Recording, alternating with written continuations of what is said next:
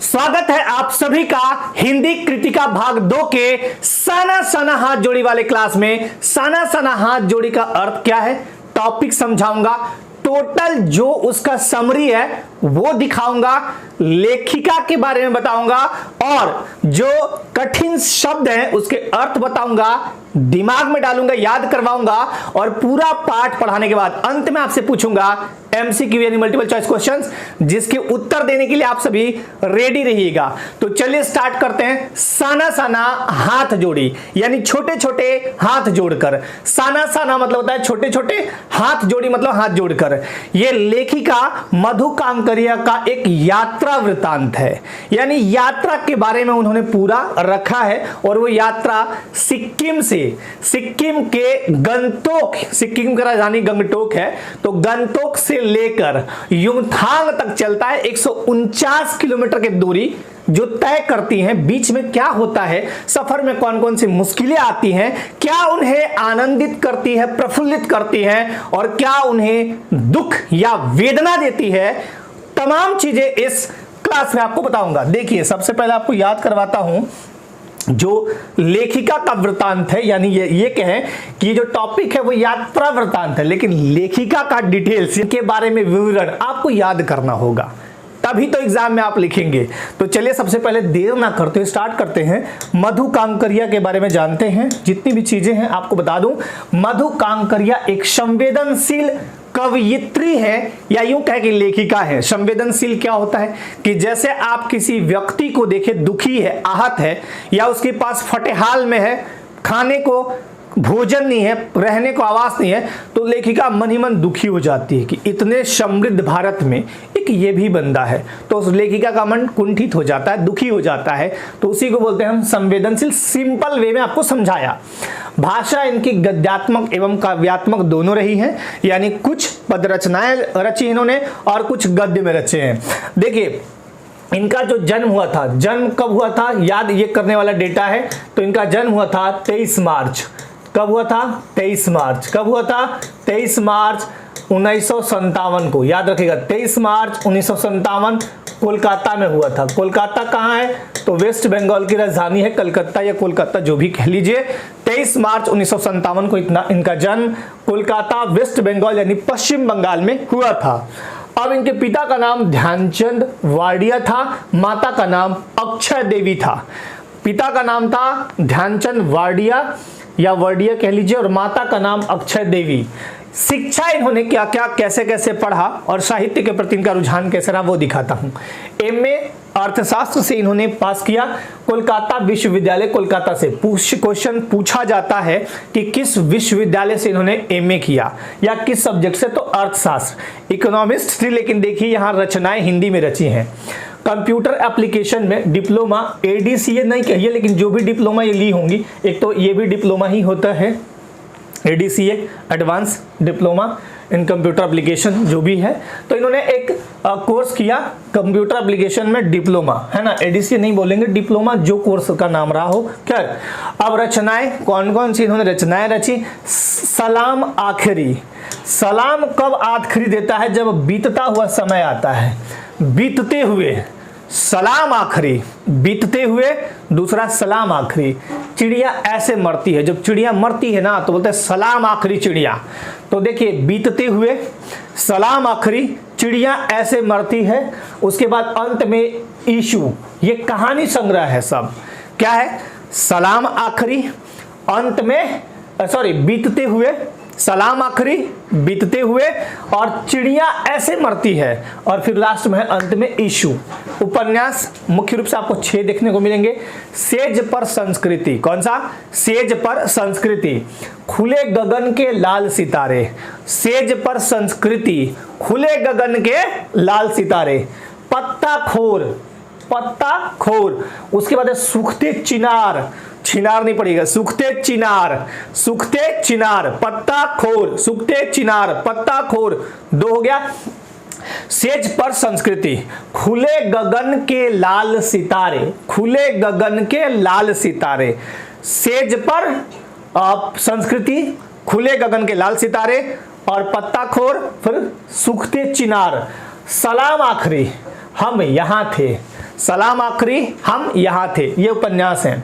अब इनको पुरस्कार या सम्मान कौन कौन सा प्राप्त हुआ है, तो हेमचंद्र स्मृति साहित्य सम्मान 2009, इसके 3 साल बाद विजय वर्मा कथा सम्मान यानी 2012, इसके 3 साल बाद प्रथम विद्या साहित्य सम्मान और शिव कुमार मिश्र स्मृति कथा सम्मान 2015 में इनको मिला 3 साल बाद।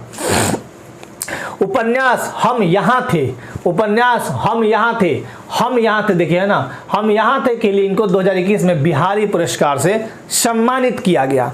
तो इतनी बातें मोटा मोटी आपको इनसे याद रखना है। मधु कंकरिया से 23 मार्च 1957 को कलकत्ता के वेस्ट बंगाल में जन्मी। अभी इनका दिखाता हूँ, मधु कंकरिया का शाना शाना हाथ जोड़ी, बहुत ही मार्मिक, बहुत ही रोचक, बहुत ही मस्त है।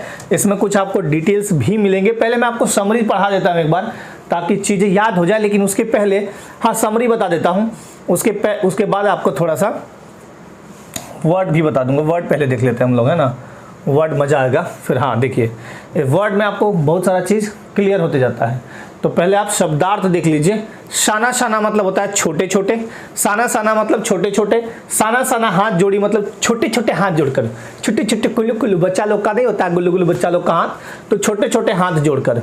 झालर मतलब होता है लरी, नहीं लगाते झालर शादी में झक झक झक झक, वो वाला झरी लरी, सॉरी झालर को बोलते हैं लरी या लड़ी भी बोलते हैं। संधि स्थल, संधि मतलब होता है मिलाना, संधि मतलब मिलाना, नहीं बोलते हैं कि संधि दो नदियों का संधि हो गया मतलब मिलन स्थल, तो मिलन स्थल बोलेंगे। सम्मोहन मतलब मोहित करने का भाव सम्मोहन होगा। इस कदर, इस कदर, इस प्रकार, इस कदर मतलब इस प्रकार। अतीन्द्रियता इंद्रियों से परे, इंद्रियों से परे इतीन्द्रियता, अतीन्द्रियता। उजास मतलब होता है उजाला, उजास मतलब उजाला। कपाट मतलब दरवाजा या द्वार। गहनतम मतलब सबसे गहरा, उसको बोलते हैं गहनतम। गदराए मतलब भरे हुए, गदराए मतलब भरे हुए। जायजा मतलब अनुभव और अनुमान। जायजा किसको बोलते हैं, अनुभव और अनुमान को बोलते हैं जायजा। पताकाएं, पताकाएं मतलब होता है झंडे। अभी बौद्ध पताकाएं दिखाऊंगा 108। बुद्धिस्ट मतलब बौद्ध अनुयायी, उसको बोलते हैं बुद्धिस्ट। संधि पत्र मतलब समझौता पत्र। अवधारणा मतलब मानसिक विचार को बोलते हैं अवधारणा। रफ्ता रफ्ता, रफ्ता रफ्ता देखो देखो क्या हो गया, गाना है ना, रफ्ता रफ्ता मतलब धीरे धीरे। उसके बाद परिदृश्य मतलब नजारा, परिदृश्य मतलब नजारा। ओझल मतलब आंखों से दूर। तीर्थाटनियों, टानियों मतलब तीर्थ यात्रियों।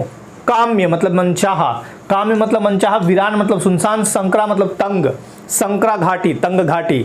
ऐसा था कि जितना जीप है उतना ही नापा हुआ था, अभी दिखाऊंगा। वादियां, जहां जलधाराएं बहती मतलब जहां का वातावरण बहुत सुकून लायक हो, वादियां, इन वादियों में। सैलानी मतलब सैर के लिए निकले यात्री। और मुड़की, मुड़की मतलब होता है सिर, मुड़की निकाल के जीप से बाहर देख रही थी। प्रकाष्ठा मतलब पूरी ऊंचाई पर। मशगूल मतलब होता है व्यस्त, और बात करने में मशगूल था मतलब व्यस्त था। अभिशप्त मतलब जिसे साप मिला हो। काव्यमय मतलब कविता से युक्त। अनंतता मतलब अंत नहीं होने का भाव। तामसिकता मतलब बुरी भावनाएं या तमोगुण युक्त, तमोगुण युक्त या बुरी भावनाएं, तामसिकता। प्रवाहमान मतलब बहता हुआ। वजूद मतलब अस्तित्व। तंद्रिल अवस्था मतलब थोड़ा नींद में जैसे रहते हैं ना, उसको बोलते हैं नींद जैसी हालत को तंद्रिल अवस्था। समाधि, जैसे जब आप सफर करते हैं तो तंद्रिल अवस्था में हो जाते हैं, कभी ऐसे नींद जैसा लगेगा। समाधिस्थ मतलब समाधि में स्थित। आत्मलीन मतलब अपने आप में लीन। निरपेक्ष मतलब जिससे कुछ लेना देना नहीं हो, उसको बोलते हैं निरपेक्ष। दुष्ट वासनाएं मतलब बुरी इच्छाएं। और सयानी मतलब समझदार, समझदार। जन्नत मतलब स्वर्ग। शिद्दत मतलब प्रबलता, कितनी शिद्दत से तुमने चाहा है एक पोस्ट, तो वही है शिद्दत मतलब प्रबलता। चुहलबाजी मतलब हंसी मजाक या शरारत को बोलते हैं चुहलबाजी। संजीदा मतलब गंभीर। चैरवेती, चैरवेती मतलब चलते रहो चलते रहो। ठाठे मतलब हथेली में देखिए से पड़ जाता है, क्या बोलते हैं उसको, मतलब हथेली में एक ये निशान पड़ जाता है, बहुत ज़्यादा कुदाल उदाल चलाइएगा ना तो उसको बोलते हैं ठेला पड़ना, उसी को बोलते हैं ठाठे। वंचना मतलब कमी। गमगीन मतलब उदास। ठेला का मतलब होता है कि ये वाला हार्ड हो जाता है, ये जगह है ना काम करते करते। Hairpin bend, hairpin bend कोई जगह है एक तरह से, ऐसे बोलते हैं बालों का पिन, लेकिन कोई जगह का नाम अभी मैं दिखाऊंगा। सात्विक मतलब पवित्र। आभा मतलब चमक। छटा मतलब प्रभाव या सुंदरता। असह्य मतलब जो सहा न जा सके। और मध्यम मतलब धीमा, धीमा को बोलते हैं मध्यम। परिंदे, परिंदे का मतलब होता है पक्षी, परिंदे पर नहीं मार सकता, यानी पक्षी पर नहीं मार सकता, पक्षी पर नहीं मार सकता। अनायास मतलब अचानक। वेस्ट एट रिपेइंग मतलब कम लेना और ज्यादा देना, वेस्ट एट रिपेइंग। अच्छा, राम रोछो मतलब अच्छा है, ये नेपाली में बोलते राम रोछो। विभोर मतलब आनंदित, वृत्ति मतलब स्वभाव, अभिभूत मतलब भावना से भरकर, अपेक्षाकृत मतलब के बजाय, we give our today for your tomorrow मतलब आपके सुखद कल के लिए हम आज अपना कुर्बान करते हैं, ये फौजी बोलते हैं। हलाहल मतलब जहर या एक तरह से तनाव। उसके बाद संक्रमण मतलब मिलन या संयोग, एक संक्रमण का मतलब होता है जो संक्रमित करता है हमें, वो भी। गुड़ुप मतलब निकल लेना, गुड़ुप मतलब गुड़ुप ऐसे। टूरिस्ट स्पॉट मतलब भ्रमण स्थल। सर्वे भवन्तु सुखिनः मतलब सभी सुखी रहे। तरावट मतलब नमी। मियाद मतलब आयु की सीमा। फुटप्रिंट मतलब पैरों के निशान। अब एक बार आपको मैं यहाँ पे दिखाता हूँ कैसे कैसे टॉपिक में कौन कौन सी बातें आई हैं। सना सना हाथ जोड़ी मतलब छोटे छोटे हाथ जोड़कर, यहाँ पे एक बार समझा देता हूँ, टॉपिक पूरा समझ में आ जाएगा। बहुत ही इजी वे में आपको समझ में आएगा, बहुत ही आसानी से कुछ चीजें मिलेंगी आपको जीके के दृष्टिकोण से भी। देखिएगा, सना सना हाथ जोड़ी एक यात्रा वृत्तांत है। यात्रा वृत्तांत क्या होता है, जैसे मैं मान लीजिए रांची की यात्रा पे गया, दिल्ली की यात्रा पे गया, जो जो मुझे लगा, जैसा जैसा मेरे मन को में लगा कि हाँ ये चीज लिखनी चाहिए, वो अपने आप आता है, लेखक के या लेखिका के मन में अपने आप आ जाता है। और वो कुछ देखे, अपने यात्रा के दौरान जो भी चीजें देखे, अनुभव किए, उसको लिख देना, उसी को बोलते हैं यात्रा वृत्तांत। मतलब यात्रा में जो जो चीजें देखे उसका विवरण यहां दे दीजिए। सना सना हाथ जोड़ी मतलब छोटे छोटे हाथ जोड़कर। लेखिका मधु कांकरिया। कुछ साथी और ड्राइवर जितेंद्र नार्गे। ड्राइवर कम उसका गाइड करने वाला था जितेंद्र नार्गे की यात्रा का वृत्तांत है। सिक्किम की राजधानी कहाँ है, गंगटोक। गंगटोक को इस बुक में गंतोक कहा गया है। गंतोक क्या बोला गया है, तो गंगटोक नहीं बोला गया, गंतोक। अब गंतोक से कहां जाना है हमें, तो गंतोक से जाना है युमथांग। ये कहां, सिक्किम में ही है, याद रखिएगा सिक्किम में ही है। ये सब कहां है, सिक्किम, ठीक बा, सिक्किम में बाई युमथांग। तो युमथांग तक जाने की दूरी कितनी है, 149 किलोमीटर। बहुत ज्यादा तो नहीं है, 149 किलोमीटर तो आराम से जा सकते हैं। तो गंतोक से 149 किलोमीटर दूर युमथांग तक की यात्रा का विवरण इसमें है। और एक और जगह आता है इसमें, कटोंग, लायोंग, ऐसा करके आएगा, बहुत देखने को मिलेगा। लेखिका को रात में गंतोक शहर ऐसा लगा मानो आसमान उल्टा पड़ा हो और तारे बिखरकर टिमटिमा रहे हों। यह मेहनती लोगों का शहर था गंतोक यानी गंगटोक, जहां पे सब कुछ सुंदर था, दिन रात सब कुछ सुंदर था। हमारी तरह नहीं कि केला खा के छिलका सड़क पे फेंक दिए, अन्यत्र गंदगी फैला दिए, प्रकृति के साथ खिलवाड़ कर रहे हैं। नहीं, ये गंतोक नहीं था, ये प्रकृति का एक सौंदर्य स्थल था जहां के लोग बहुत सभ्य थे और प्रकृति का पूजा करते थे। एक तरह से प्रकृति से कोई खिलवाड़ नहीं करते थे। अभी पूरा वही आपको निचोड़ बता दिया मैंने। नेपाली युवती से लेखिका एक प्रार्थना सीखी थी। सना सना हाथ जोड़ी गर्दहु प्रार्थना, हमरो जीवन तिम्रो कौशेली, हमरो जीवन तिम्रो कौशेली। सना सना हाथ जोड़ी गर्दहु प्रार्थना, सना सना हाथ जोड़ी गर्दहु प्रार्थना, हमरो जीवन तिम्रो कौशेली। इसका मतलब यह हुआ, छोटे छोटे हाथ जोड़कर प्रार्थना कर रही हूं कि मेरा सारा जीवन अच्छाइयों को समर्पित हो, सारा जीवन अच्छाइयों को समर्पित हो। सुबह सभी लोग युमथांग के लिए, सभी लोगों को निकलना था, सुबह सभी को युमथांग के लिए निकलना था। स्थानीय लोगों ने कुछ बताया कि अगर मौसम साफ हो तो खिड़की से यहाँ हिमालय की तीसरी सर्वोच्च चोटी दिखती है। हिमालय की तीसरी सर्वोच्च चोटी कौन सी, कंचनजंगा। कहां पड़ती है, सिक्किम में, तो वो दिखाई देती है। अब आपको नोट में मैंने यहां दिया है, इसको याद करिएगा। इसको क्या याद करना है, कुछ नहीं याद करना है। अगर आपसे पूछे हिमालय एक पर्वत माला है, एक पर्वत नहीं है। माला और फूल समझते हैं ना, फूल का मतलब एक फूल, तो एक फूल का नाम है माउंट एवरेस्ट, दूसरा फूल का नाम है गॉडविन ऑस्टिन, तीसरा फूल का नाम है कंचनजंगा, मकालू, धौला, बहुत सारे हैं, ठीक है। उसी से एक माला बना दिया गया हिमालय, हिम जोड़ आलय, बर्फ का घर है हिमालय। और वहीं बर्फ देखने ही जाना था इन्हें। लेखिका को बहुत उत्सुक थी, लेखिका और उसके सहयात्री जो साथ में यात्रा कर रहे थे। एक मणि थी, मणि सहयात्री, और भी लोग थे। तो उन लेखिका को था कि हमें बर्फ देखना है, बर्फ का घर कैसा होता है, बर्फ ही बर्फ दिखे। तो पहले जब युमथांग के लिए निकलती तो उसको बर्फ नहीं दिखता है, लेकिन बाद में कटाव में इसे मिलता है, बर्फ भी दिखाएंगे। तो आपको याद रखना है कि हिमालय क्या है, एक पर्वतमाला है। अब इसी पर्वतमाला में मान लीजिए इस टाइप से है पर्वतमाला, कुछ इस तरह से पर्वतमाला है। मैं एक बार बना देता हूं, रुकिए। पर्वतमाला, और उसी में आपको 3 चीजें याद करनी है, बहुत ही इंपॉर्टेंट, और ये हर एक एग्जाम में कहीं ना कहीं आपको देखने को पहले भी मिलता था, अब भी आता है, लेकिन अब थोड़ा घुमावदार टाइप से क्वेश्चन आता है। मान लीजिए ये हिमालय इस टाइप से है, ये देखिए वो यहां चल गया और वो यहां चल गया इस टाइप से। अब बड़ा वाला सबसे ये है, सबसे बड़ा वाला कौन सा है, मान लीजिए एक ये ऐसे ले लेते हैं, ठीक है, एक यहीं से ऐसे ले लेते हैं। तो सबसे बड़ा जो होगा वो होगा माउंट एवरेस्ट, यानी हिमालय की तथा विश्व की सर्वोच्च चोटी, चोटी इसी को बोलते हैं, पीक, ये है चोटी, ये है पीक, पीक बोलते हैं इसको, पीक यानी चोटी। तो विश्व की सर्वोच्च चोटी कौन सी है, माउंट एवरेस्ट। इसकी ऊंचाई कितनी है, 8,848.86 मीटर, मीटर में है ये, 8,848.86 मीटर ऊंचा विश्व का सर्वोच्च चोटी कौन सा है, तो उसे बोलते हैं माउंट एवरेस्ट। ठीक है, कहां है, तो नेपाल और चाइना यानी तिब्बत में, ठीक, भारत में तो नहीं है। अब आते हैं दूसरा, हिमालय की दूसरी सर्वोच्च चोटी और भारत की सर्वोच्च चोटी, तो वो होगा K2 या उसी को बोलते हैं गॉडविन ऑस्टिन, 8,611 मीटर, और ये कहां है, पीओके में था, अब तो हमारा हो गया। तो पीओके, तो ये है आपका पीओके जम्मू कश्मीर, ठीक है, पीओके जम्मू कश्मीर वाला जो एरिया था उसमें, तो ये हमारा है। अब आते हैं हिमालय की तीसरी सर्वोच्च चोटी, तो वो कंचनजंगा कहाँ है, सिक्किम में, 8,586 मीटर। तो ये तीनों पॉइंट आपको याद रखना है, ठीक है, जीके के दृष्टिकोण से भी यहां भी आपको याद करवा दी। ड्राइवर कम गाइड, ड्राइवर कम गाइड मतलब ड्राइवर के साथ साथ गाइड भी था।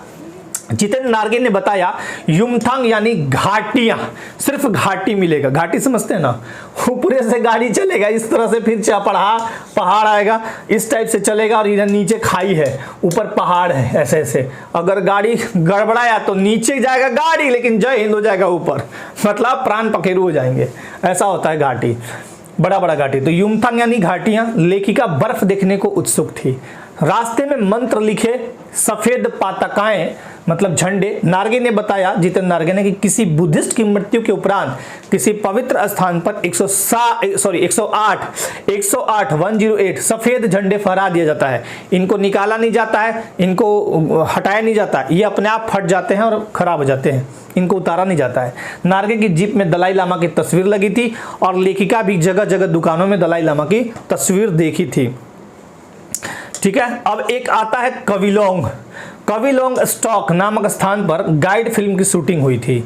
यहीं का पत्थर जो है, लेपचा और भूटिया सिक्किम की 2 जनजातियां हैं, इनके बीच लंबे संघर्ष के बाद शांति वार्ता हुई थी इसी जगह, इसलिए ये पत्थर याद दिलाता है। कौन सा, कविलोंग स्टॉक नामक जगह पे एक पत्थर है, वहां पे गाइड फिल्म की शूटिंग भी हुई थी।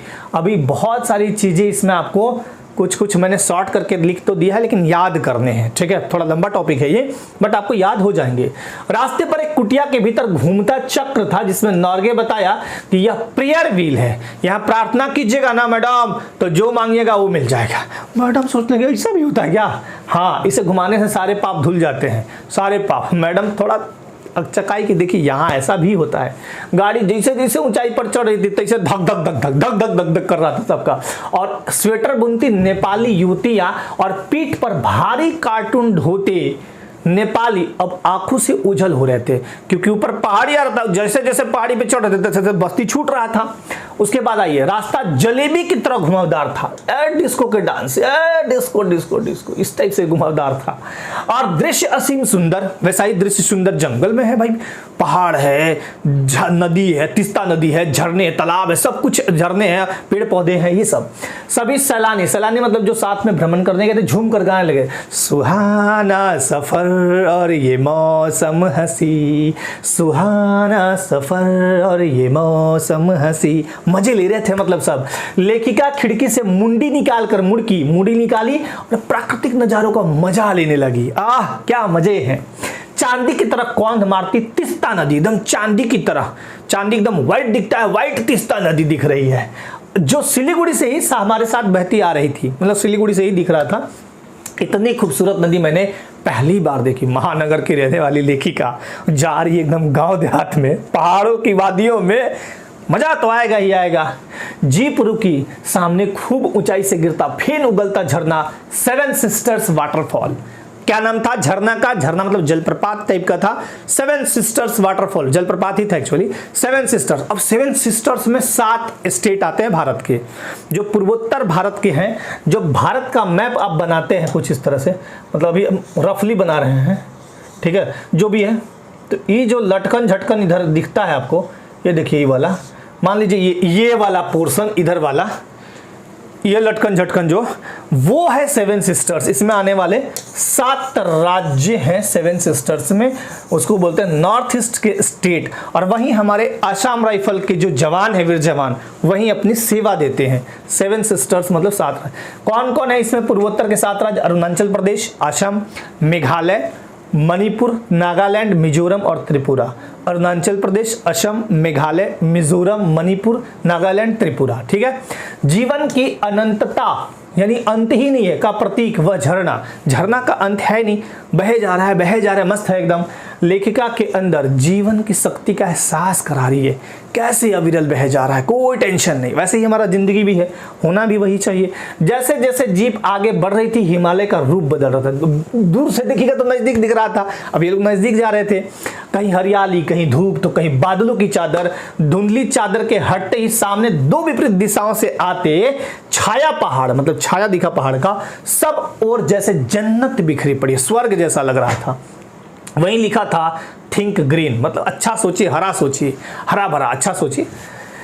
सतत प्रवाहमान झरने, मतलब ऐसा झरना जो प्रवाह के साथ चल रहा है, वेग से बहती तीस्ता नदी, ऊपर मंडराते बादल और हिलोरा लेता रोडोडेंड्रो के फूल। रोडोडेंड्रो का एक टाइप का फूल होता है, उसके फूल। समय के इसी सतत प्रवाह में पहली बार मुझे एहसास हुआ जीवन का आनंद है यही चलायमान सौंदर्य, जो एकदम चलता फिरता है, कहीं कोई दिक्कत नहीं। प्राकृतिक चीज़ों को जब देखिएगा तो आपको समझ में आ जाएगा कि क्या मजा है प्रकृति में। जैसे एक सिंपल आपको समझाता हूँ, भगवान के पास 5 लोग गए, 5 जो जीव हैं वो गए एक बार आयु का निर्धारण करवाने। दिखाता हूँ कि प्राकृतिक चीज़ें कैसे मस्त होती है।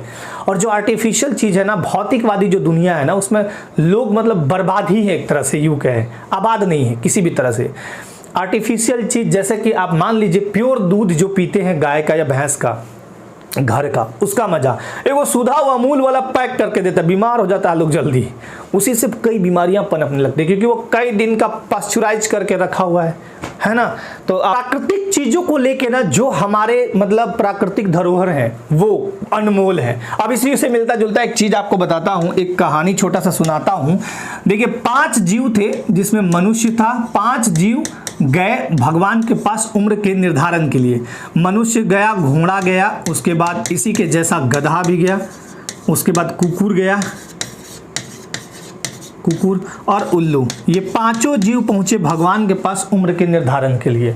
भगवान अंतर्ध्यान थे, बोले कि बोलो क्या भाई चाहते हो। उनका ध्यान टूटा, देखे कि हाँ, बोले कि हम लोग का उम्र का निर्धारण कर दीजिए। बोले ठीक है कर देते हैं। मनुष्य को देखे तो बोले कि भाई तुम घोड़ा और गधा से थोड़ा छोटा दिख रहा हो, 50% के आसपास हो, तो तुम्हारा उम्र 20 साल है। कितना है? 20 बरस। अब घोड़ा को बोले तू थोड़ा बड़ा है जी, डबल दिख रहा है, तो 40 साल ले ले तू। बोला ठीक है। गधा को बोले घोड़ा गधा एक ही जैसा, भाई भाई जैसा लग रहा है, चलो 40 साल तू ले लो। कुकुर को बोले कि तू छोट लग रहा है, आदमियों से छोट है, तू 10 साल जिंदा रहो। और उल्लू को बोले तू भी चलो कुकुरे के जैसा 10 साल रहो। उम्र का निर्धारण हुआ, सब लोग अपना घरे आने लगे। अब यहाँ आने के बाद मीटिंग हुआ, घोड़ा कह रहा है गधा से, हाँ यार ये बताइए कि मनुष्य 20 साल जिएगा, इसका बाल बच्चा होगा, फिर 20 साल उसका बचवा जिएगा, तो 40 साल में तो हमको तो रौंद के मुँह आएगा, खाली खुदाएगा। गधवा का ना यार, हमरा पे तो लाट के सब एकदम पेर देगा, एकदम परेशान कर देगा, कैसे होगा। कुकुर कह रहा है कि आप लोग चुप रहिए, हम इधर जाते हैं तो दूर, उधर हट हटा देता है। उल्लू कहा कि आप लोग का तो ठीक भी है, हमको तो कुछ दिखाई नहीं देता है, दिन में रात में उड़ते हैं। ये लोग चारों फिर से मीटिंग करके बोला, मनुष्य को भी लिया, बोला चलो फिर से उम्र बंटवाते हैं। गड़बड़ा गया उम्र बंटवाने में, ये ठीक नहीं है, दिस इज नॉट फेयर। चलो तो पांचों पहुंचे फिर से, भगवान फिर से पूछे भाई क्या हो गया ऐसा। ये लोग बोले कि देखिए हम लोग का उम्र गड़बड़ा गया है। घोड़ा कहा कि हम 40 साल नहीं जिंदा रहेंगे, हम 20 साल 50%, सबका 50 कर दीजिए।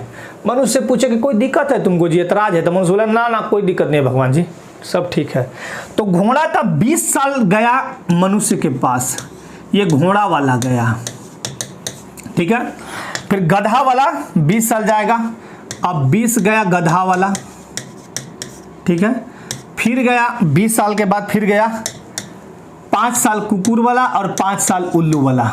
तो टोटल उम्र कितना हुआ? 20 20 40 20 60 10 70। एक अमूमन आदमी का भी एवरेज अगर निकालिएगा उम्र तो 70 साल मोटा मोटी आज के टाइम में है। अब इसको प्राकृतिक कैसे आपको समझना है, इसको समझिएगा। प्राकृतिक चीज जो मिलता है उसका मजा ही कुछ और है। भगवान द्वारा दिया गया मनुष्य का उम्र कितना था? 20 साल। यानी आप जब जन्म लेते हैं उससे लेके 20 साल तक आपका लाइफ सबसे मजेदार होता है। शुरू का तो 5-10 साल तो मत पूछिए, सब कोई दुलार देता है, ले ले ले बच्चा आ गया मिला, सोनू मुनू अच्छा कुछ सब मजा, मतलब आपको हर कोई खिलाएगा गोदी में। वहां पे कुछ नहीं होता कौन धर्म, कौन जाति, कौन कास्ट, किसके घर का है क्या है, नहीं, एक बच्चा ना है तो मजा ही मजा। शुरू का 20 साल, अब जबरदस्ती आप 15 साल में टेंशन ले रहे हैं तो वो अलग बात है, ठीक है। तो 20 साल भगवान द्वारा प्राकृतिक रूप से दिया गया, वो बहुत ही शानदार है।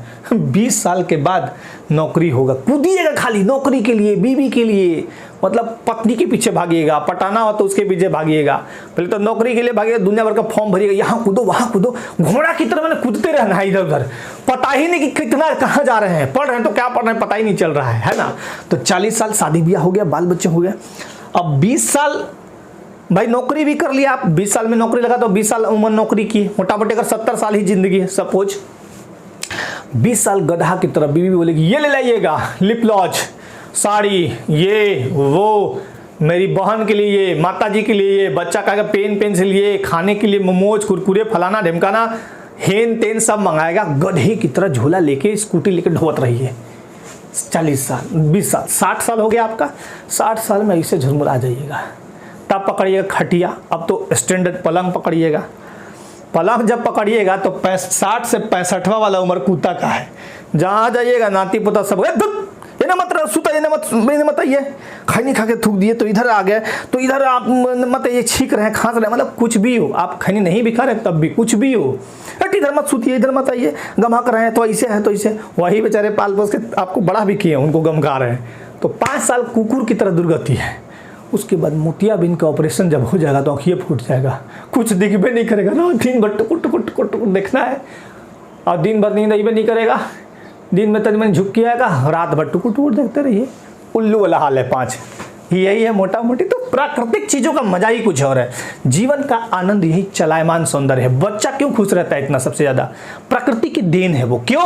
वो आज में जीता है, भविष्य की चिंता नहीं है उसे, और कल क्या हुआ वो भूल जाता है, सब भूल जाता है। कल उसको किसने डांटा, किसने पीटा, किसने निमकी खिलाया, डजेंट मैटर, वो आज में जीता, इसलिए खुश रहता है। इसलिए इंसान को आज में जीने का प्रयास करना चाहिए। आप प्रयास कीजिएगा तो सब कुछ हो जाएगा। चलिए आगे बढ़ते हैं। लेखिका ने देखा कुछ पहाड़ी औरतें पत्थर तोड़ रही हैं। बताइए, औरत जिसके हाथ में बेलना होना चाहिए, रोटी सेकना, कोमल कोमल हाथ, पढ़ाई लिखाई करना चाहिए, वो तोड़ रही हैं। कितना ठेला पड़ गया इसमें। कईयों की पीठ पर बड़ी टोकरी में उनके बच्चे भी लदे हुए हैं पीछे। सोचिए क्या मार्मिकता है वहां पे। लेखिका को लगा मानो किसी समाधि भाव से नाचती नृत्यांगना के घुंघरू टूट गए हों। उसको एकदम झटका सा लगा। इन्हीं रास्तों पर सिक्किम सरकार का बोर्ड पर लिखा था, ever wondered who defied death to build these roads. यानी आप ताज्जुब करेंगे, पर इन रास्तों को बनाने में लोगों ने मौत को झुठलाया है। मौतें भी हुई हैं, कुछ लोग मर भी गए हैं बेचारे, है ना। जहाँ पे काम होता है कंस्ट्रक्शन का, या यूं कह कि कंस्ट्रक्शन वर्ड न कह के जहाँ लोग काम करते हैं मजदूर की तरह, वहाँ तो भाई कुछ ना कुछ लोग की मौत होती है। लेखिका को पलामू और गुमला के जंगलों के दृश्य याद आ गए, जहाँ इन्होंने देखा कि आदिवासी युवतियां पीठ पर बच्चे को कपड़े से बांधकर वनों में पत्ते तोड़ती थी। कपड़ा पर बेतरा पर इसे बांध के वो तोड़ रही है। क्या करेंगे बेचारे, मजबूरी था, गरीबी था, लाचारी था। हेयर पिन बेंट के ठीक पहले एक जगह का नाम है मेरे ख्याल से, हेयर पिन बेंट।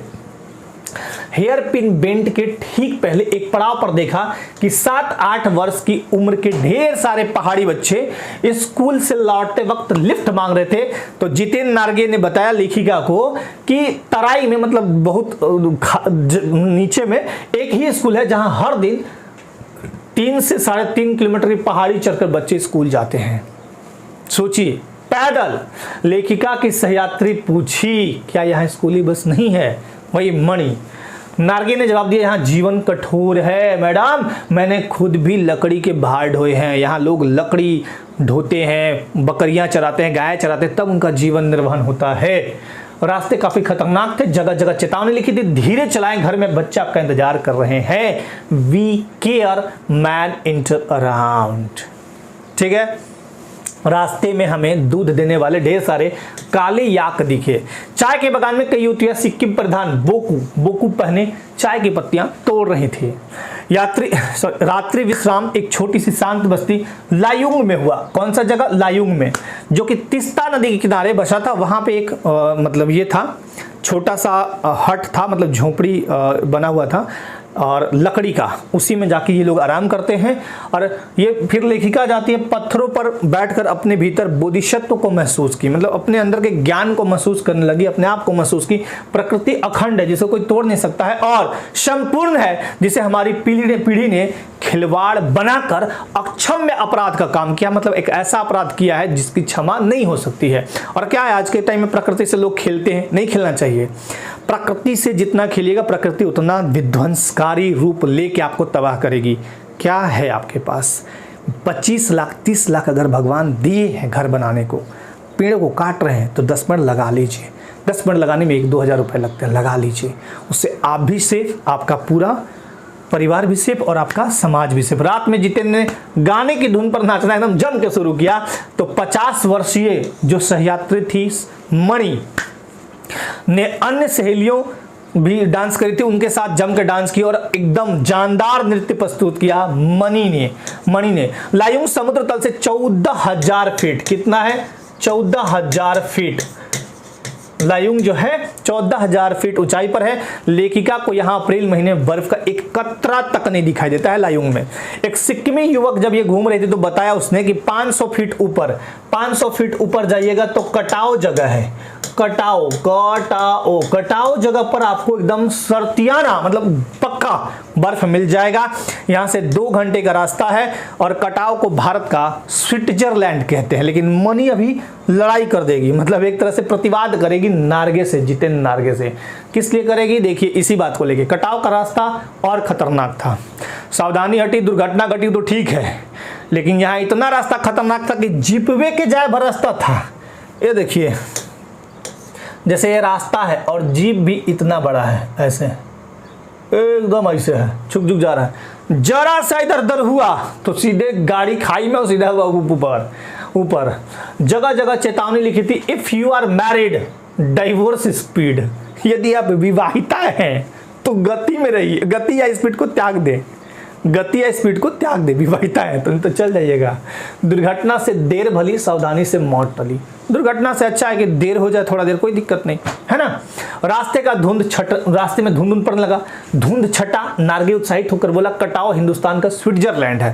तब मणि ना, स्विट्जरलैंड से हम घूम के आए हैं। स्विट्जरलैंड इतनी ऊंचाई पर नहीं है, ना ही इतनी सुंदर है। मणि स्विट्जरलैंड घूम कर आई थी, वो प्रतिवाद करके यही बात बोलती है कि ना, स्विट्जरलैंड इतना ऊंचाई पर नहीं है जी, अब इतना सुंदर नहीं है जितना कटाओ है। कटाओ के नजदीक पहुंचते सब और गिरी बर्फ मिली, बहुत बर्फ मिलता है, सबके मन खिल उठे। लेखिका बोली, राम रोछो। ड्राइवर पूछा, कैसे मैडम? तो बोले, राम रोछो। नेपाली सीख गई आप? नार्गे पूछता, जितेंद्र नार्गे। अच्छा, जितेंद्र खुशी से गाने लगा, टिमरो माया संधे मलाई सताउंच, टिमरो माया संधे मलाई सताउंच, मतलब तुम्हारा प्यार मुझे सदैव रुलाता है। सैलानी जो भी आए थे बर्फ पर लेटकर हर लम्हे को कैमरे में कैद करते, सेल्फी ले रहे थे, फोटो खींचे थे, वीडियो बना रहे थे। लेखिका के पास बड़ा जूता नहीं था और बोले कि ना, वो अंतर मन में ये सब कैद कर रही थी कि जब हम महानगर में जाएंगे डार्क रूम में तो ये सब रिमेंबर होगा। यहाँ ये ई वाला मेगापिक्सल का यूज कर रही थी और मेमोरी यहाँ ये है, CPU सब इसमें लगल है। तो अपने भीतर खींच रहे थे। मणि बोली ये हिमशिखर हमारे जल स्तंभ है, क्योंकि ये हिमशिखर ठंडे के दिन में तो बर्फ बन जाते हैं और गर्मी में पिघल कर यही पानी देते हैं। लेखिका को लगा संसार स्वप्न सा सुंदर है, परंतु पत्थर तोड़ती पहाड़ियों की याद आते ही मन में उदासी छा गई लेखिका के बाद। एक चीज पूछता हूं आपसे, कमेंट कीजिएगा जितने भी देख रहे हैं। ये हिमशिखर हमारे जल स्तंभ है। एक बात बताइए, गंगा नदी गंगोत्री हिमनद से निकलती है, उसमें कई जलधाराएं मिलती हैं। तो आप बताइएगा कि गंगा नदी में ज्यादा पानी गर्मी में होगा या ठंडा में? ऑप्शन ए और बी।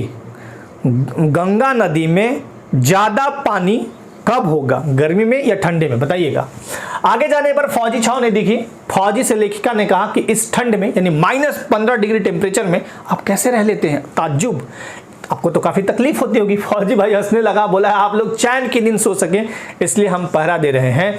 वहीं एक बोर्ड पर लिखा था we give our today for your tomorrow, यानी हम अपना आज दे रहे हैं ताकि आप सुरक्षित सो सके। We give our today for your tomorrow मतलब आपके कल के लिए हम अपना आज कुर्बान कर रहे हैं। पॉस यानी जनवरी में यहाँ पेट्रोल को छोड़ के 100 जम जाता है, इतना ठंड पड़ता है, फिर भी यहाँ बहुत कठिन जीवन है और फौजी भाई कैसे काम कर रहे हैं। जितेंद्र ने नेपाल के माओवादी संघर्ष के बारे में बताया कि उन पर हेलीकॉप्टर द्वारा बम बरसाकर माओवादियों को मार दिया जाता था। युमथांग की घाटियों में मानो फूलों की सेज बिछी हो, इतना सुंदर दृश्य मनमोहक था। युमथांग में लेखिका ने चिप्स बेचती युवती से जब पूछा क्या तुम सिक्किमी हो, तो वो क्या बोलती है? नहीं, मैं इंडियन हूं। तो लेखिका कहती वाह मेरा भारत महान, कि ये कैसे अपने आप को बोलती कि नहीं मैं सिक्किमी नहीं हूँ, इंडियन हूँ। काश कश्मीर भी हमारे में विलय हो जाता। पहले सिक्किम अलग था, बाद में भारत में विलय हो गया था। तो ये लेखिका को बहुत अच्छा लगा बात। अब आते हैं लास्ट पॉइंट में, लास्ट ही हो रहा है अब, उसके बाद हम लोग बुक पे चलेंगे, फिर एमसीक्यू पे। जितेंद्र ने बताया है पत्थर पर गुरु नानक के फुटप्रिंट है, मतलब पद चिन्ह है, ठीक है। जितेंद्र नार के बताता है, कहा जाता है कि गुरु नानक की थाली से छिटक कर थोड़े चावल वहां गिर गए थे, जहां गिरे थे वहां आज चावल की खेती होती है। जितेंद्र ने बताया खेदुम में एक जगह है, वहां देवी देवताओं का वास है और यहाँ के लोग इनकी पूजा अच्छे से करते हैं। जो इन्होंने अंड बंड करता है मारा भी जाता है, इस टाइप से कुछ था। लोग प्रकृति की यहाँ खूब पूजा करते तथा इन्हें कभी गंदा नहीं करते हैं। जितेंद्र ने कहा युमथांग पहले टूरिस्ट स्पॉट नहीं था, लेकिन इसको टूरिस्ट स्पॉट बनाने का श्रेय किसको जाता है? कप्तान शेखर दत्ता को। लेखिका ये सब बात सुन के मन ही मन कह रही थी कि नए नए स्थानों की खोज अभी जारी है। मनुष्य की इसी असमाप्त खोज का नाम सौंदर्य है। क्लियर है? तो चलिए अब हम लोग चलते हैं सीधे बुक पे, चलते हैं। अब कहानी पढ़ते हैं हम लोग, है ना। तो कहानी को एक बार ले आता हूं मैं, उसके बाद हम लोग काम करते हैं। ये आ गया रफ्ता रफ्ता सना सना हाथ जोड़ी, ठीक है। सना सना हाथ जोड़ी मतलब छोटे छोटे हाथ जोड़कर मधु का अंकरिया। चलिए अब एक बार आपको बताते हैं मोस्ट बातें थी, मतलब ज़्यादातर जो इम्पॉर्टेंट सब बातें थी वो मैंने आपको बता दिया। अब मैं थोड़ा स्पीड में पढ़ूंगा, केवल आपको एक बार रिमेंबर हो जाएगा, इससे याद भी हो जाएगा और मज़ा भी आ जाएगा। मैं थोड़ा स्पीड में पढ़ूंगा, बाकी चीज़ें मैंने बहुत अच्छे से समझा दिया है आपको। चलिए स्टार्ट करते हैं। सना सना हाथ जोड़ी एक यात्रा वृत्तांत है, यानी छोटे छोटे हाथ जोड़कर। और ये कहां से कहां तक है? तो गंगटोक से लेकर यानी गंगटोक से लेकर युमथांग 149 किलोमीटर दूर तक की यात्रा का विवरण है, वृत्तांत है। लेखिका के साथ उनके कुछ सहयात्री हैं और ड्राइवर कम गाइड जितेंद्र नार्गे भी हैं जो जीप चला रहा है, जीप से जा रहे थे ये लोग, ठीक है। मैंने हैरान होकर देखा आसमान जैसे उल्टा पड़ा था, आसमान में उल्टा गया और सारे तारे बिखर कर नीचे टिमटिमा रहे थे। मतलब ऐसा देखिएगा, हिली एरिया पे जाइएगा जहां ऊंचाई हो बहुत, तो ऐसा दिखता है। दूर ढलान लेती तराई पर सितारों के गुच्छे रोशनियों के झालर यानी लरी सी बना रहे थे। क्या था वह रात में जगमगाता गंगटोक शहर था। इतिहास पर वर्तमान के संधि स्थल यानी मिलन स्थल पर खड़ा मेहनत कश बादशाहों का एक ऐसा शहर था जिसका सब कुछ सुंदर था, सुबह शाम रात, और प्रकृति की गोद में ये बसा हुआ था। और वह रहस्यमयी सितारों भरी रात मुझ में सम्मोहन यानी मोहित करने का भाव जगा रहा था। कुछ इस प्रकार की उन जादू भरे क्षणों में मेरा सब कुछ स्थगित था, सब कुछ रुका हुआ था, लग रहा था कि यहीं खोए हैं हम। अर्थहीन था मैं, मैं थीन था, मेरी चेतना मेरे आसपास सब कुछ एकदम शांत था, सब कुछ मैं बस वही चीज़ देख रही थी। मेरे भीतर बाहर सिर्फ शून्य था, कुछ नहीं चल रहा था, सिर्फ देख रही थी क्या प्राकृतिक नज़ारे हैं। और थी अतीन्द्रियता, मतलब इंद्रियों पर से परे चले जाने का भाव। मैं डूबी रोशनी की वह जादुई झालर जो दिख रही थी सिक्किम शहर। धीरे धीरे एक उजास यानी एक प्रकाश यानी एक बोध उस शून्य से फूटने लगा। एक प्रार्थना होठों को छूने लगी। साना साना हाथ जोड़ी गर्दहु प्रार्थना हमरो जीवन तिमरो कौशेली, यानी छोटे छोटे हाथ जोड़कर प्रार्थना कर रही हूँ कि मेरा सारा जीवन अच्छाइयों को समर्पित हो। आज सुबह की प्रार्थना के ये बोल मैंने एक नेपाली युवती से सीखी थी। सुबह हमें युमथांग के लिए निकल पड़ना था, पर आंख खुलते ही मैं बालकनी की तरफ भागी। यहाँ के लोगों ने बताया कि यदि मौसम साफ हो तो बालकनी से कंचनजंगा भी दिखाई देती है, जो कि हिमालय की तीसरी सबसे बड़ी चोटी है कंचनजंगा। पर मौसम अच्छा होने के बावजूद आसमान हल्के हल्के बादलों से ढका था। मौसम अच्छा था फिर भी हल्के हल्के बादलों से ढका हुआ था। पिछले वर्ष की ही तरह इस बार भी बादलों के कपाट यानी द्वार ठाकुर जी के कपाट की तरफ बंद ही रहे। कंचनजंगा न दिखनी थी न दिखी, पर मतलब एकदम साफ नहीं था मौसम, एकदम साफ नहीं दिखा, पर सामने ही रकम रकम के रंग बिरंगे इतने सारे फूल दिखाई पड़े कि लगा फूलों के बाग में आ गई हूँ। बहरहाल मतलब खैर, गंगटोक से 149 किलोमीटर की दूरी पर युमथांग था। गंगटोक से 149 किलोमीटर की दूरी पर क्या था? युमथांग। युमथांग यानी घाटियां। सारे रास्ते हिमालय के गहनतम मतलब सबसे गहरे घाटियों और फूलों से लदी वादियां मिलेंगी। क्या नज़ारे मिलेंगे। ड्राइवर कम गाइड जितेंद्र नार्गे मुझे बता रहा था, क्या वहां पर मिलेगी? मैं बचकाने उत्साह से पूछने लगती हूँ, मतलब लेखिका पूछती है। चलिए तो मैडम मिलेगा ना, ऐसे बोलता है। जगह जगह गदराए पाइन और धूप से खूबसूरत नुकीली पेड़ों का जायजा लेते हुए हम पहाड़ी रास्तों पर आगे बढ़ने लगे कि एक जगह दिखाई दिया एक कतार यानी पंक्ति में लगी सफेद सफेद बौद्ध पताकाएं यानी झंडे, किसी ध्वज की तरह लहराती, शांति और अहिंसा की प्रतीक ये पताकाएं जिन पर मंत्र लिखे हुए थे। नार्गे ने बताया, जितेंद्र नार्गे कहता कि यह बुद्ध की बड़ी मान्यता है। यहाँ बुद्ध की बड़ी मान्यता है। जब भी किसी बुद्धिस्ट की मृत्यु होती है यानी बौद्ध धर्म के अनुयायी की मृत्यु होती है, उसकी आत्मा की शांति के लिए शहर से दूर किसी भी पवित्र स्थान पर 108 श्वेत झंडे फहरा दिए जाते हैं। नहीं इन्हें उतारा जाता है, ये धीरे धीरे अपने आप ही नष्ट हो जाती हैं। कई बार किसी नए कार्य की शुरुआत में भी ये पताकाएं लगा दी जाती हैं, पर वे रंगीन होती हैं। नए कार्य में जब लगाएंगे तो वो रंगीन होंगी। ठीक है। नार्गे बोलता जा रहा था और मेरी नज़र उसकी जीप में लगी दलाई लामा की तस्वीर पर टिकी हुई थी। कई दुकानों पर भी मैंने दलाई लामा की ऐसी ही तस्वीर देखी थी। हिचकोले खाती हमारी जीप थोड़े आगे बढ़ी। अपनी लुभावनी हंसी बिखेरते हुए जितेंद्र बताने लगा, इस जगह का नाम है कबिलोंग स्टॉक। यहाँ गाइड फिल्म की शूटिंग हुई थी और तिब्बत के चीक्स के बमशन ने लेप्चाओं के सोमेन से कुंजतेक के साथ संधि पत्र पर यही हस्ताक्षर किए थे। यहाँ एक पत्थर स्मारक के रूप में भी है। लेप्चा और भूटिया सिक्किम की इन दो स्थानीय जातियों के बीच चले लंबे समय के झगड़ों के बाद शांति वार्ता का शुरुआती स्थल यही था।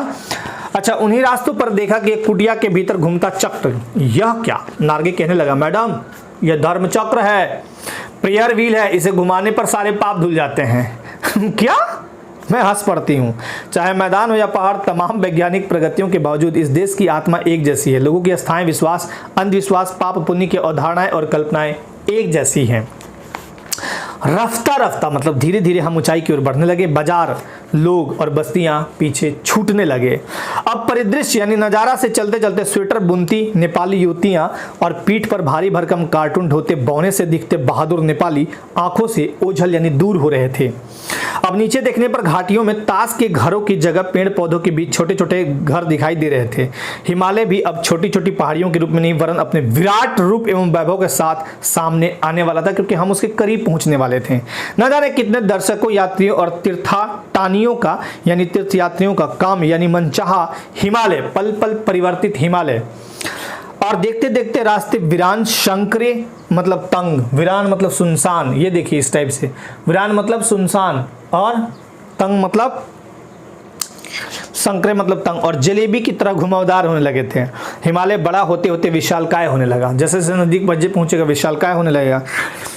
घटाएं गहराती गहराती पाताल नापने लगी। वादियां जलधारा वगैरह बहती है, चौड़ी होने लगी। बीच बीच में करिश्मे की तरह रंग बिरंगे फूल शिद्दत से मुस्कुराने लगे।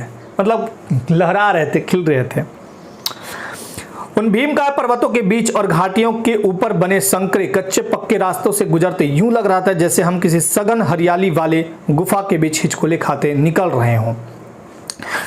इस बिखरी असीम सुंदरता का मन पर यह प्रभाव पड़ा कि हम सैलानी झूम झूम कर गाने लगे, सुहाना सफर और ये मौसम हंसी। पर मैं मौन थी, लेखिका मौन थी, किसी ऋषि की तरह शांत थी। मैं चाहती थी कि सारे प्रदेश को अपने भीतर भर लूं, याद कर लूं, पर मेरे भीतर कुछ कुछ बूंद पिघलने लगा था, कुछ बूंद बूंद पिघलने लगा था। जीप की खिड़की से मुड़ के यानी सिर निकाल निकाल मैं कभी आसमान को छूते पर्वतों की शिखर दिखती। आसमान को छूते पर्वत की शिखर, मतलब एकदम लग रहा था कि आसमान और पर्वत एक ही जगह है, लेकिन ऐसा रियल में नहीं था, दिखता था जैसे आप नजदीक जा रहे हैं वहां पे। तो कभी ऊपर से दूध की धार की तरह झरझर गिरते जलप्रपात, एकदम व्हाइट दिखता है पानी, तो कभी नीचे चिकने चिकने गुलाबी पत्थरों के बीच इठला इठला कर बहती चांदी की तरह कौंध मारती बनी ठनी तिस्ता नदी, जो सिलीगुड़ी से ही हमारे साथ थी। यह तिस्ता नदी, पर यहां उसका सौंदर्य पराकाष्ठा पर था, मतलब पूरी ऊंचाई पर था। इतनी खूबसूरत नदी मैंने पहली बार देखी थी। मैं रोमांचित थी, पुलकित थी, चिड़ियों के पंखों की तरह हल्की थी। मजा आ रहा था मतलब सबको। मेरे नगपति, मेरे विशाल, हिमालय को बोला गया। मैंने हिमालय को सलामी देनी चाहिए कि तभी जीप एक जगह रुकी। खूब ऊंचाई से पूरे वेग के साथ ऊपर शिखरों के भी शिखर से गिरता फेन उगलता झरना, इसका नाम था सेवन सिस्टर्स वाटरफॉल। फ्लैश चमकने लगे, मतलब कैमरा का लाइट जो चमकता है। सभी सैलानी इन खूबसूरत लम्हों की रंगत को कैमरे में कैद करने में मशगूल यानी व्यस्त थे। आदिम युग की किसी अभिशप्त यानी जिसे श्राप मिला हो राजकुमारी सी मैं भी नीचे बिखरे भारी भरकम पत्थरों पर बैठ झरने के संगीत के साथ ही आत्मा का संगीत सुनने लगी। झरना जब कलकल कलकल अविरल बहता है तो उसका एक संगीत सा दिखता है, सुनाई देता है, और यह आत्मा का संगीत सुनने में व्यस्त थी लेखिका। थोड़ी देर बाद ही बहती जलधारा में पांव डूबे तो भीतर तक भीग गई, मतलब फीलिंग आने लगा इसको बहुत ज़्यादा, मतलब लेखिका को मन काव्यमय उठा, लगा कि मैं गीत गाने लगूंगी कुछ। सत्य और सौंदर्य को छूने लगा। जीवन की अनंतता का प्रतीक है वह झरना। अनंतता मतलब जिसका अंत ही नहीं हो, ठीक है। वह अद्भुत अनूठे क्षणों में मुझ में जीवन की शक्ति का एहसास हो रहा था। इस कदर की प्रतीत हुआ जैसे मैं स्वयं भी देश और काल की सरहों से दूर बहती धारा बहने लगी हूं। भीतर की सारी तामसिकताएं यानी बुरी भावनाएं और दुष्ट वासनाएं, जो वासना है दुष्ट, वो इस निर्मल धारा में बह गई। मतलब मेरे अंदर जितने भी खराब विचार कुवृत्ति थी सब हट गया।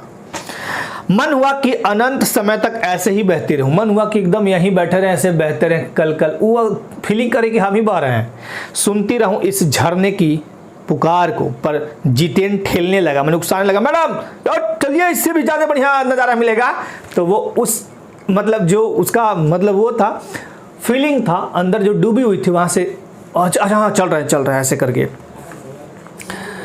जैसे आप नदी में नहाइएगा ना, संगम पे, प्रयागराज में भी बहुत सारे लोग गए कुंभ नहाने, तो वहां पे एक फीलिंग आती है, आपको एक अच्छा लगेगा। जैसे मंदिर में पवित्र स्थलों पे जाते हैं तो आपका मन एकदम पुलकित हो जाता है, आनंदित हो जाता है और मन हल्का लगने लगता है ना, ऐसा होता है। तो इसको बड़ा मजा आ रहा था लेखिका को। अनमनी सी मैं उठी, मतलब मन नहीं था फिर भी उठी। थोड़ी देर बाद ही फिर थोड़ी देर बाद ही फिर नज़ारे आंखों और आत्मा को सुख देने वाले। पल पल परिवर्तित हिमालय, कहीं चटक हरे रंग का मोटा कालीन उड़े तो कहीं हल्का पीलापन लिए, चेंज हो रहा था सब कुछ। तो कहीं प्लास्टर उखड़ी दीवार की तरह पथरीला, और देखते ही देखते प्लास्टर उखड़ता तो दीवार एकदम पथरीला दिखता, उस टाइप से। और परिदृश्य देखते देखते परिदृश्य, आसपास का दृश्य सब छू मंतर, जैसे किसी ने जादू की छड़ी घुमा दी हो ऐसे। सब पर बादलों की एक मोटी चादर, सब कुछ बादलमय। वहां का वातावरण, वहां का मौसम ऐसा था ही। चित्रलिखित सी में माया और छाया के इस अनूठे खेल को भर भर आंखों में देखती जा रही थी, ठीक है, देखती जा रही थी। प्रकृति जैसे मुझे सयानी बनाने के लिए जीवन रहस्यों का उद्घाटन करने पर तुली हुई थी। धीरे धीरे धुंध की चादर थोड़ी छटी, धुंध की चादर हट गई। अब वहां पहाड़ नहीं, दो विपरीत दिशाओं से आते छाया पहाड़ थे। छाया मतलब पहाड़ का छाया, और थोड़ी देर बाद ही वे छाया पहाड़ अपने श्रेष्ठतम रूप में मेरे सामने थे। जीप थोड़ी देर के लिए रुकवा दी गई थी। मैंने गर्दन घुमाई, सब और जैसे जन्नत यानी स्वर्ग बिखरा पड़ा हुआ ऐसा लग रहा था। नजारों के छोर तक खूबसूरती ही खूबसूरती अपने को निरंतर देने की अनुभूति कराते पर्वत, झरने, घाटी और वादियों के दुर्लभ नजारे। कहीं कहीं लिखा था थिंक ग्रीन। अच्छा सोचिए, आश्चर्य, पल भर में ब्रह्मांड में कितना कुछ घटित हो रहा था। सतत प्रवाहमान झरने मतलब बहता हुआ झरना, सतत मतलब लगातार, नीचे वेग से बहती, अपने वेग से बहती तीस्ता नदी, सामने उठती धुंध, ऊपर मंडराते आवारा बादल, मंडरा रहे, मध्यम मध्यम हवा के हिलोरे ऐसे ऐसे चल रहे हैं, और हिलोरे लेते प्रियोता और रोडोडेंड्रो के फूल, सब अपनी अपनी लय, ताल और प्रवाह में बहते हुए चारवेती मतलब धीरे धीरे चलते चलते, और समय की इसी सतत प्रवाह में तिनके सा बहता हमारा वजूद यानी हमारा अस्तित्व। इसी समय के प्रवाह में हमारा भी तो वजूद है। 1 मिनट 2 मिनट गुजर रहा है और सारा प्रकृति कैसे एकदम मस्त चले जा रहा है। पहली बार एहसास हुआ लेखिका को कि जीवन का आनंद है चलायमान सौंदर्य। संपूर्णता के उन क्षणों में मैंने इस बिखरे सौंदर्य से इस कदर एकात्मक हो रहा था कि भीतर बाहर की रेखा मिट गई थी, आत्मा की सारी खिड़कियां खुलने लगी थी। मैं सचमुच ईश्वर के निकट थी। सुबह सीखी प्रार्थना फिर होठों को छूने लगी थी। सना सना हाथ जोड़ी गर्दहु प्रार्थना हामरो जीवन तिमरो कौशली कि तभी वह अतीन्द्रिय संसार खंड खंड हो गया। खंड खंड हो गया, वह महाभाव सुखी टहनी सा टूट गया। दरअसल मंत्रमुग्ध सी मैं तंद्रिल अवस्था यानी नींद जैसी हालत में ही थोड़ी दूर तक निकल आई थी कि अचानक पांव पर ब्रेक सी लगी, जैसे समाधिस्थ भाव में नृत्य करती किसी आत्मलीन नृत्यांगना के नुपुर यानी पायल अचानक टूट गए हों, ऐसा लगा।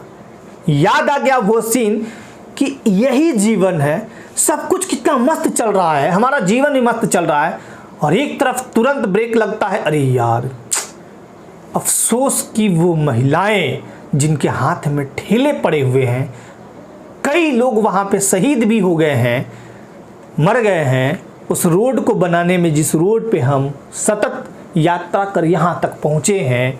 ये एकदम नींद सत्तो जैसे नहीं था, सोचते सोचते एकदम बहुत दूर तक निकल गया, अचानक आपका ब्रेक लग जाता है, अरे यार ये तो गलत हो गया।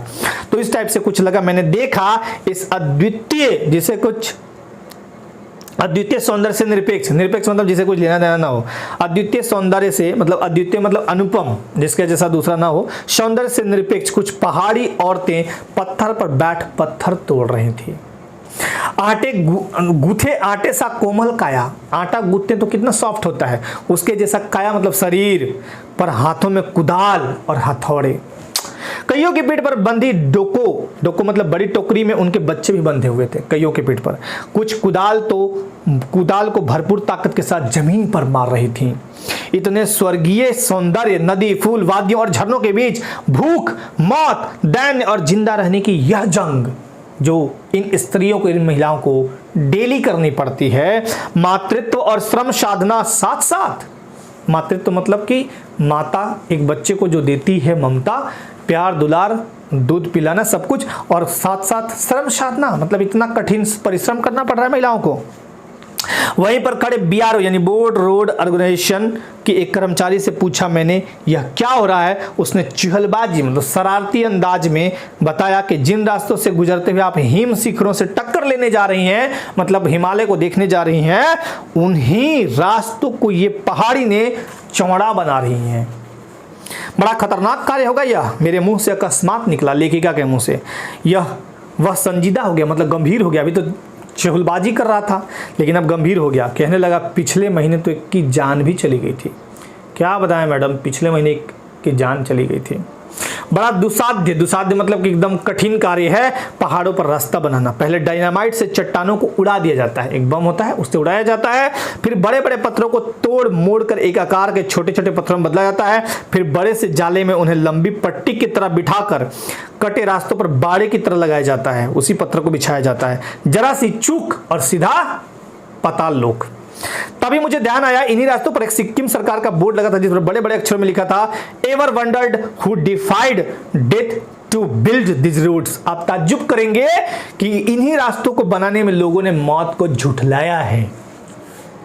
एकाएक मेरा मानसिक चैनल बदल गया। कितनी मस्त थी वो सौंदर्य को देख के, अनुपम छटा को देख के, और फूलों को, वादियों को, घाटियों को, प्राकृतिक नदियों को और जलधाराओं को देख के कितना मन प्रफुल्लित था। और एक पल में सब कुछ ध्वस्त हो गया और मानसिक चैनल बदल गया, लेखिका का मन पीछे घूम गया। इसी प्रकार एक बार पलामू और गुमला के जंगलों में लेखिका देखी थी, पीठ पर बच्चे को कपड़े से बांधकर पत्तों की तलाश में वन वन डोलती, मतलब इस वन से उस वन जाती महिलाएं, आदिवासी युवतियां, उन आदिवासी युवतियों के फूले हुए पांव फूल जाते थे भाई चलते चलते, और इन पत्थर तोड़ती पहाड़ियों के हाथों में पड़े ठाठे माने ठेला। एक ही कहानी कह रहे हैं कि आम आदमियों की जिंदगियों की कहानी हर जगह एक सी है। सारी मलाई खाने वाले लोग एक तरफ और सारे आंसू, अभाव, यातना और वंचना यानी कमी एक तरफ लोग कितने मजे से ठाठ से जी रहे हैं, और एक तरफ इन्हें देखिए कितने जूझ रहे हैं। तभी मेरा सहयात्री मणि और जितेन मुझे खोजते खोजते वहां तक आ गए थे। मुझे गमगीन यानी उदास देख जितेन कहने लगा, मैडम ये देश की आम जनता है, इन्हें तो आप कहीं भी देख लेंगी, आप इन्हें नहीं पहाड़ों की सुंदरता को देखिए जिसके लिए आप इतने पैसे खर्च करके यहाँ आई हैं। ये देश की आम जनता ही नहीं, जीवन के प्रति संतुलन भी है। ये वेस्ट एट रिपेइंग है, कितना कम लेकर ये समाज को कितना अधिक वापस लौटा देती है। क्या है, रोड पे काम करने वालों को 100-150 रुपया मिल गया, 200, आज के टाइम में 300 रुपये मिल गया एक दिन का, लेकिन वो रोड दे गई, उसमें कितने लोग जाएंगे। मन ही मन मैंने सोचा हम वापस जीव की ओर मुड़ने लगे कि तभी मैंने देखा विश्रम सुंदरियां किसी बात पर खिलखिलाकर हंस पड़ी। जो काम कर रही थी महिलाएं वो एकदम हंस पड़ी। अचानक हो गया, कुछ हंसी मजाक हो रहा होगा, होता है, हर जगह तो होता है। इस कदर के जीवन लहरा उठा था और वह सारा खंडहर ताजमहल बन गया था। मतलब अभी लग रहा था कि यह क्या इनका जीवन कठिन है, और अचानक जब उनको हंसते हुए उन श्रम करती महिलाओं को देखी तो मजा आ गया, इनको भी लगा कि हाँ ताजमहल बन गया खंडहर। हम लगातार ऊंचाइयों पर चढ़ते जाते, जितेन बता रहा था अब हर मोड़ पर हेयर पिन बेंट लेंगे और तेजी से ऊंचाई पर चढ़ते जाएंगे। हेयर पिन बेंट के ठीक पहले एक पड़ाव पर देखा, 7-8 वर्ष की उम्र में ढेर सारे पहाड़ी बच्चे स्कूल से लौट रहे थे और हमसे लिफ्ट मांग रहे थे। जितेन ने बताया कि हर दिन 3-3.5 किलोमीटर की पहाड़ी चढ़कर ये बच्चे स्कूल जाते हैं। क्या स्कूली बस नहीं है, ये मणि ने पूछा। जितेन हंस पड़ा, मैडम एक को गिना चुना स्कूले है मैडम, यह मैदानी नहीं है, पहाड़ी इलाका है, यहाँ जीवन कठोर है। मैदान की तरह यहाँ कोई भी आपको चिकना बर्फीला नहीं मिलेगा। नीचे तराई में ले देकर एक ही स्कूल है, दूर दूर से बच्चे उसी स्कूल में जाते हैं और सिर्फ पढ़ते ही नहीं है, इनमें से अधिकांश बच्चे शाम के समय अपनी माताओं के साथ मवेशियों को चराते हैं, पानी भरते हैं, जंगल से लकड़ियों के भारी भारी गट्ठर ढोते हैं। मैंने खुद भी ढोए हैं मैडम, अभी ना जीप चला रहे हैं, ऐसे बोला। खतरा अब धीरे धीरे बढ़ने लगा था। रास्ते और भी संकरे यानी छोटे या तंग होते जा रहे थे। कई बार लगता जैसे रास्तों को इंच टेप से नापकर एक जीप जितना ही चौड़ा बनाया गया था, लेकिन जरा भी संतुलन बिगड़े, इंच भी जीप इधर उधर खिसके तो हम सीधे घाटियों में और सीधे ऊपर। इन रास्तों पर जगह जगह लिखी चेतावनियां भी हमें खतरों के प्रति सजग कर रही थी। सामने ही लिखा था, धीरे चलाएं, घर में बच्चे आपका इंतजार कर रहे हैं। थोड़ा और आगे बढ़े तो फिर एक चेतावनी, we care man inter around. पर हमें नरभक्षी जानवर नहीं, दूध देने वाले याक दिखे, काले याक, ढेर सारे याक। पहाड़ों पर गिरती बर्फ से प्राकृतिक ढंग से रक्षा करने वाले घने घने बालों वाले याक दिखे। सूरज ढलने लगा था। हमने देखा कुछ पहाड़ी औरतें गायों को चराकर वापस लौट रही थी। कुछ के सिर पर लकड़ियों के भारी भरकम गट्ठर थे। ऊपर आसमान फिर धुंध और बादलों से घिरा हुआ था। उतरती संध्या में जीप अब चाय बागान से गुजर रही थी। फिर एक दृश्य ने मुझे खींचा। नीचे चाय के भरे भरे बागानों में कई युवतियां बोकू पहने, मतलब सिक्किम परिधान को बोलते हैं बोकू, चाय की पत्तियां को तोड़ रही थी। नदी की तरफ उफान लेता उनका यौवन और श्रम से दमकता गुलाबी चेहरा। एक युवती ने चटक लाल रंग का बोकू सिक्किम परिधान को बोलते हैं, पहने रखा था। सघन हरियाली के बीच चटक लाल रंग डूबते सूरज की स्वर्णिम और सात्विक आभा, सात्विक मतलब पवित्र, आभा मतलब चमक, कुछ इस कदर इंद्रधनुषी छटा सुंदरता बिखेर रहा था कि मंत्रमुग्ध सी मैं चीख पड़ी थी। इतना अधिक सौंदर्य मेरे लिए असहनीय था। युमथांग पहुंचने के लिए हमें रात भर लायुंग में पड़ाव लेना था। गगनचुंबी पहाड़ों के तल में सांस लेती एक नन्ही सी शांत बस्ती लायुंग। सारी दौड़ धूप से दूर जिंदगी जहां निश्चिंत सो रही थी, उसी लायुंग में हम ठहरे थे। तिस्ता नदी के तीर पर मतलब किनारे पर बसे लकड़ी एक छोटे से घर में हम लोग पड़ाव रात्रि लिए। मुंह हाथ धोकर मैं तुरंत ही तिस्ता नदी किनारे बिखरे पत्थरों पर बैठ गई थी। सामने बहुत ऊपर से बहता झरना नीचे कल कल बहती तिस्ता नदी में मिल रहा था। मध्यम मध्यम धीमा धीमा हवा बह रहा था। पेड़ पौधे झूम रहे थे। गहरे बादलों की परत ने चांद को ढक रखा था। बाहर परिंदे मतलब पक्षी और लोग अपने घरों को लौट रहे थे। वातावरण में अद्भुत शांति थी, मतलब गजब की शांति थी, मस्त शांति थी। मंदिर की घंटियों से, घुंघरुओं की रुंझुनाहट से, घुंघरू जो रुंझुनाहट, आंखें अनायास अचानक भर आईं। लेखिका के ज्ञान का नन्हा सा बोधिसत्व जैसे मेरे भीतर उगने लगा। वही सुख शांति और सुकून है जहां अखंडित संपूर्णता है। पेड़ पौधे पशु और आदमी सब अपनी लय ताल और गति में है। हमारी पीढ़ी ने प्रकृति की इस लय ताल और गति से खिलवाड़ कर अक्षम्य अपराध किया। इसलिए लेखिका की आंख से आंसू आने लगा, मतलब भर आई आंखें। हिमालय अब मेरे लिए कविता ही नहीं दर्शन बन गया था देखने को। अंधेरा होने के पहले ही किसी प्रकार डगमगाती शिलाओं और पत्थरों से होकर तिस्ता नदी की धार तक पहुंची। बहते पानी को अपनी अंजलि में भरा, मतलब ऐसे अंजलि में, तो अतीत में भीतर धड़कने लगा। स्मृति यानी मेमोरी में कौन था? हमारे यहाँ जल को हाथ में लेकर संकल्प किया जाता है। ऐसे जल को हाथ में लेते हैं, संकल्प करते हैं। लेकिन मैं क्या संकल्प करूं? पर मैं संकल्प की स्थिति में नहीं थी। भीतर थी एक प्रार्थना, एक कमजोर व्यक्ति की प्रार्थना। भीतर का सारा हलाहल, हमारी तामसिकताएं बह जाएं, मतलब हमारा जितना खराब विचार है वो बह जाए इसी बहती धार में। रात धीरे धीरे गहराने लगी। हिमालय ने काला कंबल ओढ़ लिया, मतलब एकदम घना अंधकार हो गया। जितेंद्र ने लकड़ी के बने खिलौने से उस छोटे से गेस्ट हाउस में गाने की तेज धुन पर जब अपने संगी साथियों के साथ नाचना शुरू किया तो देखते देखते एक आदिम रात्रि की महक से परियों की कहानी सी मोहक वह रात महक उठी। मजा आने लगा सबको। मस्ती और मादकता का एक ऐसा संक्रमण हुआ कि एक एक कर हम सभी सैलानी गोलमोल बनकर नाचने लगे। मेरी 50 वर्षीय सहेली मणि का उम्र कितना था? 50 साल, ने कुमारियों को भी मात करते हुए जानदार नृत्य प्रस्तुत किया कि हम सब अवाक उसे ही देखते रहे। कितना आनंद भरा था उसके भीतर, कहां से आता था इतना आनंद। लायुंग की सुबह बेहद शांत और सुरम्य। तिस्ता नदी की शांत जलधारा के समान कलकल करती बहती हुई। अधिकतर लोगों की जीविका का साधन था पहाड़ी आलू, धान की खेती और दारू का व्यापार। वहां पे लायुंग में सुबह मैं अकेले ही टहलने के लिए निकल गई थी। मैंने उम्मीद की थी कि यहाँ बर्फ मिलेगी, पर अप्रैल के शुरुआती महीने में बर्फ का एक कतरा भी नहीं देखा। यद्यपि हम सी लेवल यानी समुद्र तल से 14,000 फीट की ऊंचाई पर थे। मैं बर्फ देखने के लिए बेचैन थी, पर मैदानी से आए लोगों के लिए बर्फ से ढके पहाड़ किसी जन्नत से कम नहीं होते हैं, स्वर्ग से कम नहीं होते हैं। पर वहां घूमते एक सिक्किमी नवयुवक ने मुझे बताया कि प्रदूषण के चलते स्नोफॉल मतलब बर्फबारी कम हो रही है। यदि मैं कटाओ चली जाऊं तो वहां पे बर्फ पक्का मिलेगा। कटाओ क्या है? भारत का स्विट्जरलैंड। कटाओ जो कि लायुंग से 500 फीट ऊंचाई पर था। करीब 2 घंटे का सफर था। वह नवयुवक मुझसे बतिया रहा था और उसकी घरवाली अपने छोटे से लकड़ी के घर के बाहर हमें उत्सुकता पूर्वक देख रही थी कि तभी गौ माता आई, मतलब गाय, और आकर बाहर थैले में उसका महुआ रखा हुआ था। महुआ तो समझते हैं ना आप, गुड़प कर लिया, मैंने निगल लिया। मीठी झिड़कियां देकर उसने गौ माता को भगा दिया। जाओ ऐसे करके, मतलब मारी नहीं। उम्मीद, आवेश और उत्तेजना के साथ अब हमारा सफर कटाओ की ओर। कटाओ का रास्ता और खतरनाक था और उस पर धुंध और बारिश। सोचिए कैसे चला रहा हो गाड़ी। जितेंद्र लगभग अंदाज से गाड़ी चला था। मैं तरी में निगाह बढ़ाया तो सीधे गया। पहाड़, पेड़, आकाश, घाटियां, सब पर बादल की परत, सब कुछ बादल में। बादलों को चिरकर निकलती हमारी जीप। खतरनाक रास्तों के एहसास ने हमें मौन कर दिया था।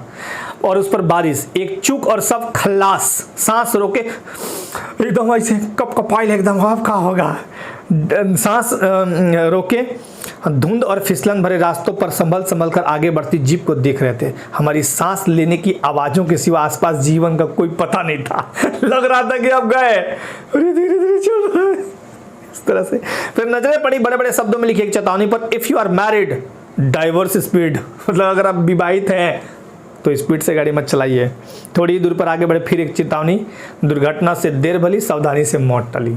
दुर्घटना से देर भली मतलब धीरे धीरे जाइए, दुर्घटना नहीं होगा, और सावधानी से मौत टली, सावधानी रखिएगा तो मौत टल जाएगा। करीब आधे रास्ते बाद धुंध छटी और साथ ही सृष्टि और हमारे बीच फैला सन्नाटा भी हटा। नार्गे उत्साहित होकर कहने लगा, कटाओ हिंदुस्तान का स्विट्जरलैंड है मैडम। मेरी सहेली मणि स्विट्जरलैंड घूम के आई थी, बोली ना स्विट्जरलैंड नहीं है, स्विट्जरलैंड ना ही इतनी ऊंचाई पर है और ना ही इतना सुंदर है, मैं तो घूम के आई हूं वहां, ऐसे बोली। हम कटाव के करीब आ रहे थे क्योंकि दूर से ही बर्फ के पहाड़ दिखने लगे थे। पास में जो पर्वत थे वे आधे हरे काले दिख रहे थे। लग रहा था कि जैसे किसी ने इन पहाड़ों पर पाउडर छिड़क दिया हो, साबुन के झाग की तरह। कहीं पाउडर बची रह गई हो और कहीं वह धूप से बह गई हो। नार्गे ने उत्तेजित होकर कहा, देखिए एकदम ताजा बर्फ है, लगता है रात में गिरी है बर्फ। थोड़े और आगे बढ़ने पर हमें पूरी तरह बर्फ से ढके पहाड़ दिख रहे थे, साबुन के झाग की तरह सब और गिरी हुई बर्फ ही बर्फ वहां पे दिख रहा था।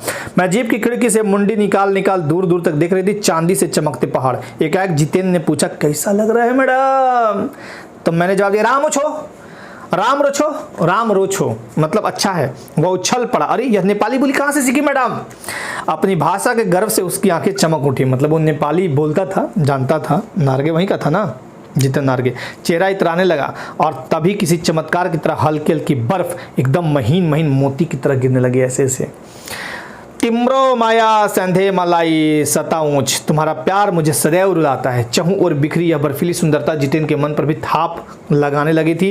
प्रेम में झील से तैरते हुए झूम झूम कर गाने लगा था। वह बर्फ ऊपर आसमान और बर्फ से ढके पहाड़ एक हो रहे थे। कई सैलानी बर्फ पर लेटकर हर लम्हे की रंगत को कैद करने में लगे थे कैमरे में। मेरे पांव झनझन करने लगे थे, पर मन वृंदावन हो रहा था, मतलब आतुर हो रहा था कि इन बर्फों में खेलूं घूमूं। भीतर मेरे जैसे देवता जागे थे, ख्वाहिश हुई कि मैं भी बर्फ पर लेटकर इन बर्फीली जन्नत को जी भर देखूं, पर मेरे पास बर्फ पर पहनने वाले लंबे लंबे जूते नहीं थे लेखिका के पास। मैंने चाहा कि किराए पर ले लूं। कटाओ युमथांग और झांकू लेक की तरह टूरिस्ट स्पॉट नहीं था, इस कारण यहाँ झांकू की तरह झांगू की तरह दुनिया भर की तो क्या एक भी दुकान नहीं थी। खैर, दनादन फोटो खिंचवाने की बजाय मैं उस सारे प्रदेश को अपने भीतर लगातार खींच रही थी, मतलब ये अपने कैमरे में इसके ई मेगापिक्सल को इसमें स्टोर कर रही थी लेखिका, जिससे महानगर के डार्क रूम में फिर मैं इसे देख सकूं। संपूर्णता के उस क्षणों में यह हिम यानी हिमालय शिखर मुझे मेरे आध्यात्मिक अतीत से जोड़ रहे थे। शायद ऐसी ही विभोर यानी आनंदित कर देने वाली दिव्यता के बीच हमारे ऋषि मुनियों ने वेदों की रचना की होगी। ऐसे ही ऋषि मुनि बैठ के यहाँ एकांत में रचना की होंगे वेदों का और जो भी ग्रंथ है। जीवन सत्यों को खोजा होगा। सर्वे भवन्तु सुखिनः, सभी लोग सुखी रहे का महामंत्र पाया होगा। अंतिम संपूर्णता का प्रतीक व सौंदर्य ऐसा कि बड़ा से बड़ा अपराधी भी इसे देख ले तो क्षणों के लिए सही करुणा का अवतार बन जाएगा, बुद्ध बन जाएगा।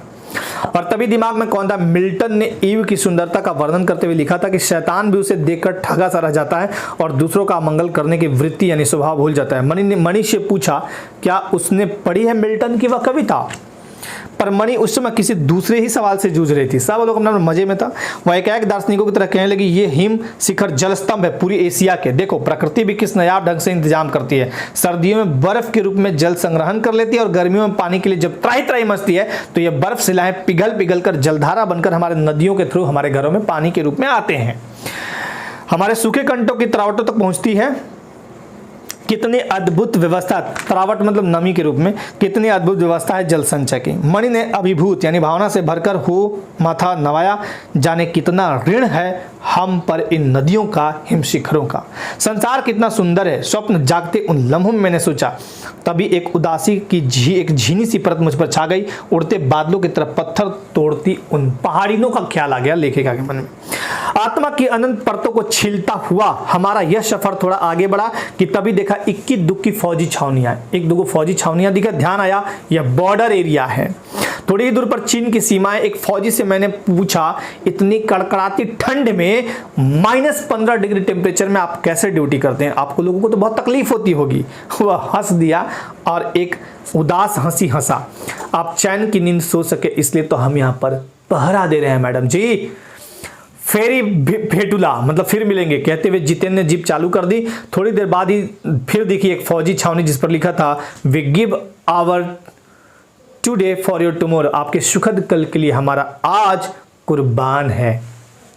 मन उदास हो गया लेखिका का, भीतर कुछ पिघलने लगा। महानगर में रहते हुए भी कभी ध्यान नहीं आया कि जिन बर्फीले इलाकों में बैसाख के महीने 5 मिनट में हम ठीक होने लगते थे, हमारे ये जवान पौष और माघ जनवरी के महीने में कैसे पेट्रोल के सिवा सब कुछ जम जाता है, कैसे यहाँ रहते हैं। जवान तैनात रहते हैं और जिन संकरे, घुमावदार और खतरनाक रास्तों से गुजरने भर में हमारे प्राण कांप उठते हैं, उन रास्तों को बनाने में जाने कितने के जीवन अपने मियाद के पूर्व ही खत्म हो गए। मियाद मतलब जो सीमा होती है जीने की, उससे पहले निकल लिए। मेरे लिए सचमुच ये यात्रा एक खोज यात्रा थी। पूरा सफर चेतना और अंतरात्मा में हलचल मचाने वाला था। बहरहाल अब हम लायुंग वापस लौटकर फिर युमथांग की ओर निकलने वाले थे। जितेंद्र कुछ दिन पूर्व ही नेपाल से ताजा आया था। इन फौजियों को देख उसे नेपाल के माओवादी याद आ गए थे। उसने बताया कि नेपाल में अभी हाल में सेना और माओवादियों के बीच जो मुठभेड़ हुई थी, उसमें हेलीकॉप्टर से बम बरसाकर हजारों माओवादी मार डाले गए थे। पर जिगरा देखिए इनका, जैसे ही इनका कोई भी कामरेड नीचे गिरता था, ये तुरंत अपने पीठ पर बंधी डोकों में उसकी डेड बॉडी को डाल देते थे। क्या मजाल कि एक भी लाश सरकार के हाथ लगी। मैडम अखबारों में आपने कहीं नहीं पढ़ा होगा, मतलब ऊपर से बमबारी होता था, जो माओवादी मरते थे उसके साथ वाले उसको डोकों में रख देते थे, कोई सरकार उसको हाथ में लगाती थी। युमथांग की घाटियों में एक नया आकर्षण और जुड़ गया था, ढेर प्रियुता और रोडोडेंड्रो के फूल। जितेंद्र बताने लगा, बस 15 दिनों में देखिएगा पूरा घाटी फूलों से इस कदर भर जाएगी कि लगेगा फूलों की सेज रखी हो। यहाँ अपेक्षाकृत चौड़े रास्ते थे, इसी कारण खतरों का एहसास कम था। इन घाटियों में कई बंदर भी दिखे, कुछ अकेले तो कुछ अपने बाल बच्चों के साथ। फिर देख जितेंद्र चालू हो गया, मैडम हमारे यहाँ बंदर का मांस भी खाया जाता है, कहते हैं इससे कैंसर नहीं होता है। क्या तुमने बंदर का मांस खाया है? मेरी बात छोड़िए मैडम, मैंने बंदर तो क्या कुत्ते तक का मांस भी खाया है। ले सभी सैलानी जितेंद्र की गप्पी समझ अविश्वास से उसे देख रहे थे, पर मैं जानती थी जितेंद्र सही ही बोल रहा था। इन पठारी इलाकों की भयावह गरीबी मैं झारखंड और दक्षिण बिहार के पठारी इलाकों में देख चुकी थी, जहाँ के आदिवासी सुअर तक का दूध पीने को विवश थे। गरीबी किसी से क्या नहीं करवा देता है। बहरहाल खैर, घाटियों, वादियों और पहाड़ों, बादलों की आंख मिचौली दिखाती पहाड़ी कबूतरों को उड़ाती हमारी जीप जब युमथांग पहुंची तो हम थोड़े निराश हुए। बर्फ से ढके कटाओं के हिम शिखर को देखने के बाद युमथांग थोड़ा फीका लगने लगा, क्योंकि जो वहां पे देखा था ये लोग कटाओं में, वो बहुत मस्त जगह था। और तब भी एहसास हुआ, यह भी एहसास हुआ कि मंजिल से कहीं ज्यादा रोमांचक होते हैं मंजिल तक का सफर बहुत मस्त होता है। बहरहाल युमथांग में चिप्स बेचती एक सिक्किमी युवती से मैंने पूछा, क्या तुम सिक्किमी हो? नहीं, मैं इंडियन हूं, जवाब दिया उसने। सुनकर बहुत अच्छा लगा लेखिका को। सिक्किम के लोग भारत में मिलकर खुश हैं। जब सिक्किम स्वतंत्र राजवाड़ा था तब टूरिस्ट उद्योग इतना नहीं फला फुला था। काश कश्मीर के साथ भी ऐसा सहज विलय हो जाता। वो पहले की बात है, अब तो विलय हो ही गया है ना। हर एक सिक्किमी भारतीय वो हवा में इस कदर घुल मिल गया कि लगता ही नहीं कभी सिक्किम भारत में नहीं था। जीप में बैठने के हुए कि एक पहाड़ी कुत्ते ने रास्ता काट लिया। मणि ने बताया, ये पहाड़ी कुत्ते हैं, भौंकते नहीं, ये सिर्फ चांदनी रात में ही भौंकते हैं। क्या? विस्मय, आश्चर्य और अविश्वास से मैं उसे सुनती रही। क्या समुद्र की तरफ कुत्तों पर भी पूर्णिमा की चांदनी कामनाओं का ज्वार भाटा जगाती है? खैर, लौटती जीप यात्रा में जीप में भी जितेंद्र हमें रकम की जानकारियां देता रहा। मैडम, यहाँ एक पत्थर है जिस पर गुरु नानक के फुटप्रिंट यानी पदचिन्ह है। कहते हैं गुरु नानक की थाली से थोड़े से चावल छिटक कर बाहर गिर गए थे। जिस जगह चावल छिटक कर गिरे थे वहां चावल की खेती होती है। करीब 3-4 किलोमीटर बाद ही उसने उंगली दिखाई। मैडम, इसे खेदूम कहते हैं। यहाँ लगभग पूरा 1 किलोमीटर का एरिया है। यहाँ देवी देवताओं का निवास है। यहाँ जो गंदगी फैलाएगा वो मर जाएगा, ऐसी मान्यता है। ऐसा बोला जितेंद्र। तुम लोग पहाड़ों पर गंदगी नहीं फैलाते? ऐसा बोली। उसने जीभ निकालते हुए कहा, नहीं मैडम, पहाड़, नदी, झरने, हम इनकी पूजा करते हैं, इन्हें गंदा करेंगे तो हम मर जाएंगे। ऐसा बोलता है वो। कितना अच्छा आदमी था जितेंद्र आगे। तभी गंगटोक इतना सुंदर है, मैंने कहा। गंगटोक नहीं मैडम, गंतोक कहिए। इसका असली नाम गंतोक है। गंतोक का मतलब है पहाड़। गंतोक का मतलब पहाड़। मैं कुछ पूछती कि फिर वह चालू हो गया। मैडम, युमथांग भी पहले टूरिस्ट स्पॉट नहीं था। यह तो सिक्किम जब भारत में मिला तो उसके कई वर्षों बाद भारतीय आर्मी के कप्तान शेखर दत्ता के दिमाग में आया था कि यहाँ सिर्फ फौजियों को रखकर क्या होगा, घाटियों के बीच रास्ते निकालकर इसे टूरिस्ट स्पॉट बनाया जा सकता है। आप देखिए, अभी भी रास्ते बन रहे हैं। हाँ नारगे, ठीक बोला तुम, अभी भी रास्ते बन रहे हैं। नए नए स्थानों की खोज अभी भी जारी है। शायद मनुष्य की इसी असमाप्त खोज का नाम सौंदर्य है। मन ही मन मैं कहती हूँ, जीप आगे बढ़ने लगती है और इस तरह आपका कहानी हो जाता है खत्म। अब आते हैं हम लोग सीधे एमसीक्यू पे। तो एमसीक्यू के लिए रेडी रहिएगा।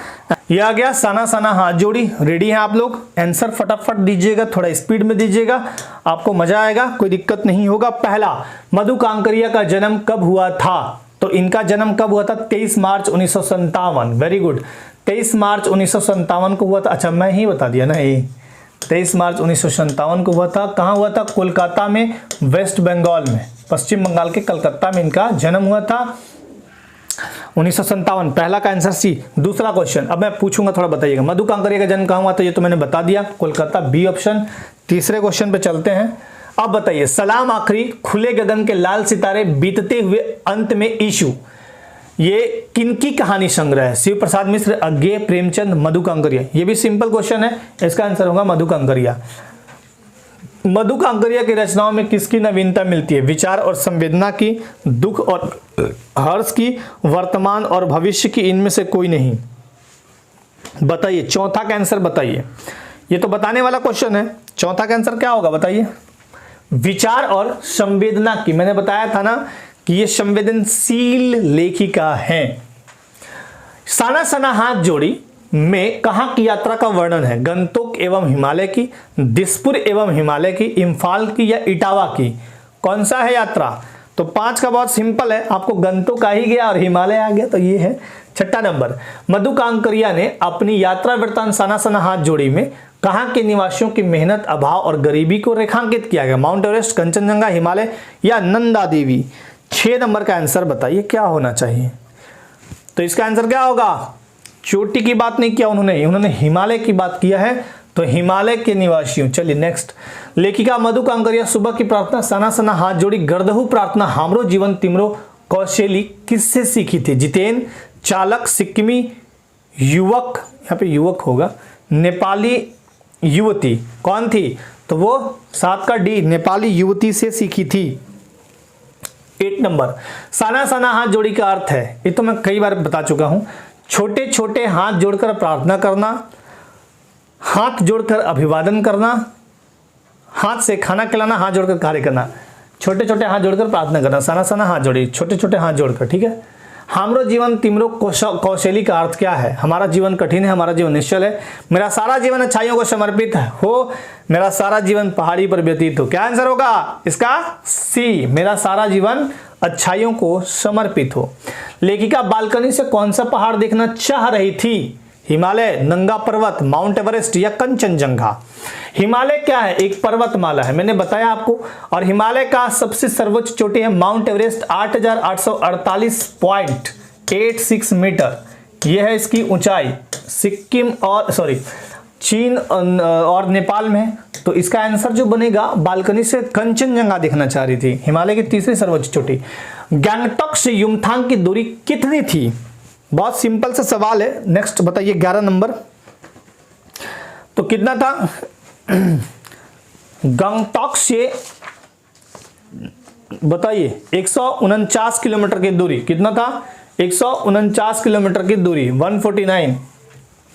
नेक्स्ट, युमथांग जाने के दौरान लेखिका मधु कांकरिया का ड्राइवर कम गाइड कौन था? तो ये तो सिंपल है, जितेन नार्गे, ये भी सिंपल है। 13 नंबर, लेखिका को युमथांग के रास्ते में मिली सफेद बौद्ध पताकाएं किसका प्रतीक मानी गई? युद्ध, धर्म, संघर्ष एवं शांति का, शांति और अहिंसा का? बताइए 13 नंबर का आंसर क्या होगा? इसका आंसर क्या होगा? डी, शांति और अहिंसा का। 14 नंबर, जितेन नार्गे की जीप में किसकी तस्वीर लगी हुई थी? बहुत सिंपल है, आसानी से आप जवाब दे सकते हैं। महावीर की, बुद्ध की, शंकर की, दलाई लामा। तो ये दलाई लामा का देखे थे, इसकी तस्वीर लगी थी, कुछ दुकानों में भी दिखी थी। तिब्बत के चीज़खे बख्शन ने लेप्चाओं के सोमेन से कुंजतेक के साथ संधि पत्र पर किस स्थान पर हस्ताक्षर किया था? युमथांग, गंगटोक, कविलोंग, स्टॉक या दिसपुर? कौन सा आंसर होगा? 15 का बताइए। कविलोंग, स्टॉक, ठीक है। वहीं पे एक फिल्म की शूटिंग हुई थी, कौन सी? गाइड फिल्म की शूटिंग कहाँ हुई थी? यहीं पे, कविलोंग, स्टॉक। सैलानी झूम झूम कर कौन सा गीत गा रहे थे? मैंने गाया भी है, बताइए। आज भीगा भीगा मौसम, आज मौसम बड़ा बेईमान है, मौसम भीगा भीगा, ये मौसम का जादू है मितवा, सुहाना सफर और ये मौसम हंसी, ये वाला मैं गा रहा था ना, ये सैलानी गा रहे थे झूम झूम कर। छाया पहाड़ की वादियों में क्या लिखा था? थिंक ग्रीन, बी पॉजिटिव, पर्यावरण संरक्षण, सावधानी हटी, दुर्घटना घटी। तो वहां पे क्या लिखा हुआ था? Think green. ठीक है, नेक्स्ट 18 नंबर। पहाड़ी औरतें पत्थरों पर बैठी क्या कर रही थी? गाय चरा रही थी, पानी बेच रही थी, पत्थर तोड़ रही थी, सैलानियों का स्वागत कर रही थी। तो पहाड़ी औरतें पत्थरों पर बैठकर गाय नहीं पत्थर तोड़ रही थी। आंसर 18 का सी बनेगा। Next question 19 number. पहाड़ी औरतों के हाथों में क्या था? गुड़ पानी, फूल गुलदस्ता, कुदाल टांगी, कुदाल और हथौड़ा। तो आंसर क्या बनेगा? डी, कुदाल और हथौड़ा था, वो तोड़ रही थी। लेखिका से किस विभाग के कर्मचारी ने कहा कि पहाड़ी ने रास्तों को चौड़ा बना रही है? Board road organisation, border organisation, Sikkim सड़क प्राधिकरण। तो ये तो बीआरओ था, सिंपल था, बोर्ड रोड ऑर्गेनाइजेशन। सिक्किम सरकार ने बोर्ड पर क्या लिखा था? Ever wondered who defined death build this routes. सावधानी से जाएं, सामने मौत खड़ी है। Death valley. 21 का आंसर क्या होगा? बहुत सिंपल, यही तो लिखा था, ever wondered who defined death build this roads.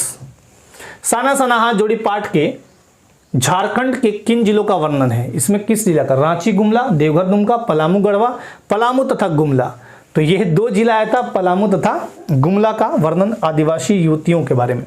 लेखिका के सहयात्री कौन थे? मणि और जितेन, जितेन और शशि, महेंद्र और जितेन, शशि और राधिका। मणि और जितेन नाम 2 ही का है ना।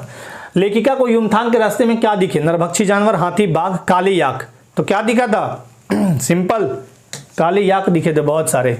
25 नंबर। लायुंग में लेखिका क्या देखने के लिए बेचैन थी? याक, हाथी, बर्फ, वाटरफॉल। तो ये सबसे ज्यादा बेचैन थी बर्फ देखने को, जो कि मिला था कि नहीं मिला था? नहीं मिला था। साना सनाहा जोड़ी पाठ में निम्न में से किसे भारत का स्विट्जरलैंड कहा गया है? कश्मीर, मनाली, श्रीनगर, कटाओ। तो किसको बोला गया था? कटाओ को। ठीक है, 27। कटाओ लायुंग से कितनी फीट की ऊंचाई पर था? 10,000, 12,500 या 2,000? 500 फीट पर था, बहुत ही सिंपल। और कितने घंटे का रास्ता था? वहां से कितने घंटे का रास्ता था? तो 2 घंटे का रास्ता। कितने घंटे का रास्ता था? 2 घंटा। ठीक है, ये हिल रहा है कभी कभी। युमथांग की घाटियां किन फूलों से भरी थी? गुलाब, प्रियुता और रूडो, डेंड्रो, चमेली, गेंदा और गुलाब। ये तो बहुत सिंपल है, प्रियुता और रूडो डेंड्रो। भारत में शामिल होने से पूर्व सिक्किम क्या था? एक स्वतंत्र रजवाड़ा, केंद्र शासित प्रदेश, एक गणतंत्रात्मक देश, इनमें से कोई नहीं। तो क्या था? एक स्वतंत्र रजवाड़ा। नेक्स्ट, युमथांग को टूरिस्ट स्पॉट बनाने का श्रेय किसे जाता है? शेखर सुमन, शेखर दत्ता, कर्नल वीके भूटिया या जितेन गर्ग। 30 का आंसर बताइए। कैप्टन शेखर दत्ता को जाता है। 31, किसे मेहनतकश बादशाहों का शहर कहा जाता है? युमथांग, लायुंग, गंगटोक। तो गंगटोक को कहा गया, यानी गंगटोक को मेहनतकश बादशाहों का शहर। प्राकृतिक सौंदर्य के अलौकिक आनंद में डूबी लेखिका को कौन से दृश्य ने झकझोर दिया? पत्थर पर बैठ पत्थर तोड़ती पहाड़ी औरतों के दृश्य ने, स्नोफॉल के दृश्य ने, घूमते हुए धर्मचक्र के दृश्य ने, उपयुक्त सभी। तो एक ही तोड़ा था ये वाला। महिलाओं को देख के बहुत कुंठित हो गई थी और बहुत उनके मन में विचार उमड़ने लगे थे, बहुत दुविधाएं, और ये आपके आंसर भी लगे हुए हैं। तो उम्मीद करता हूं आप सबको ये क्लास बहुत अच्छे से समझ में आया होगा। फिर भी आपके कोई सवाल हो, डाउट हो, तो आपके कमेंट सादर आमंत्रित हैं। अपनी लाइफ में आप सभी बिल्कुल मस्त रहिए, स्वस्थ रहिए, व्यस्त रहिए। तो चलिए आज के लिए बहुत बहुत धन्यवाद सभी को। जय हिंद।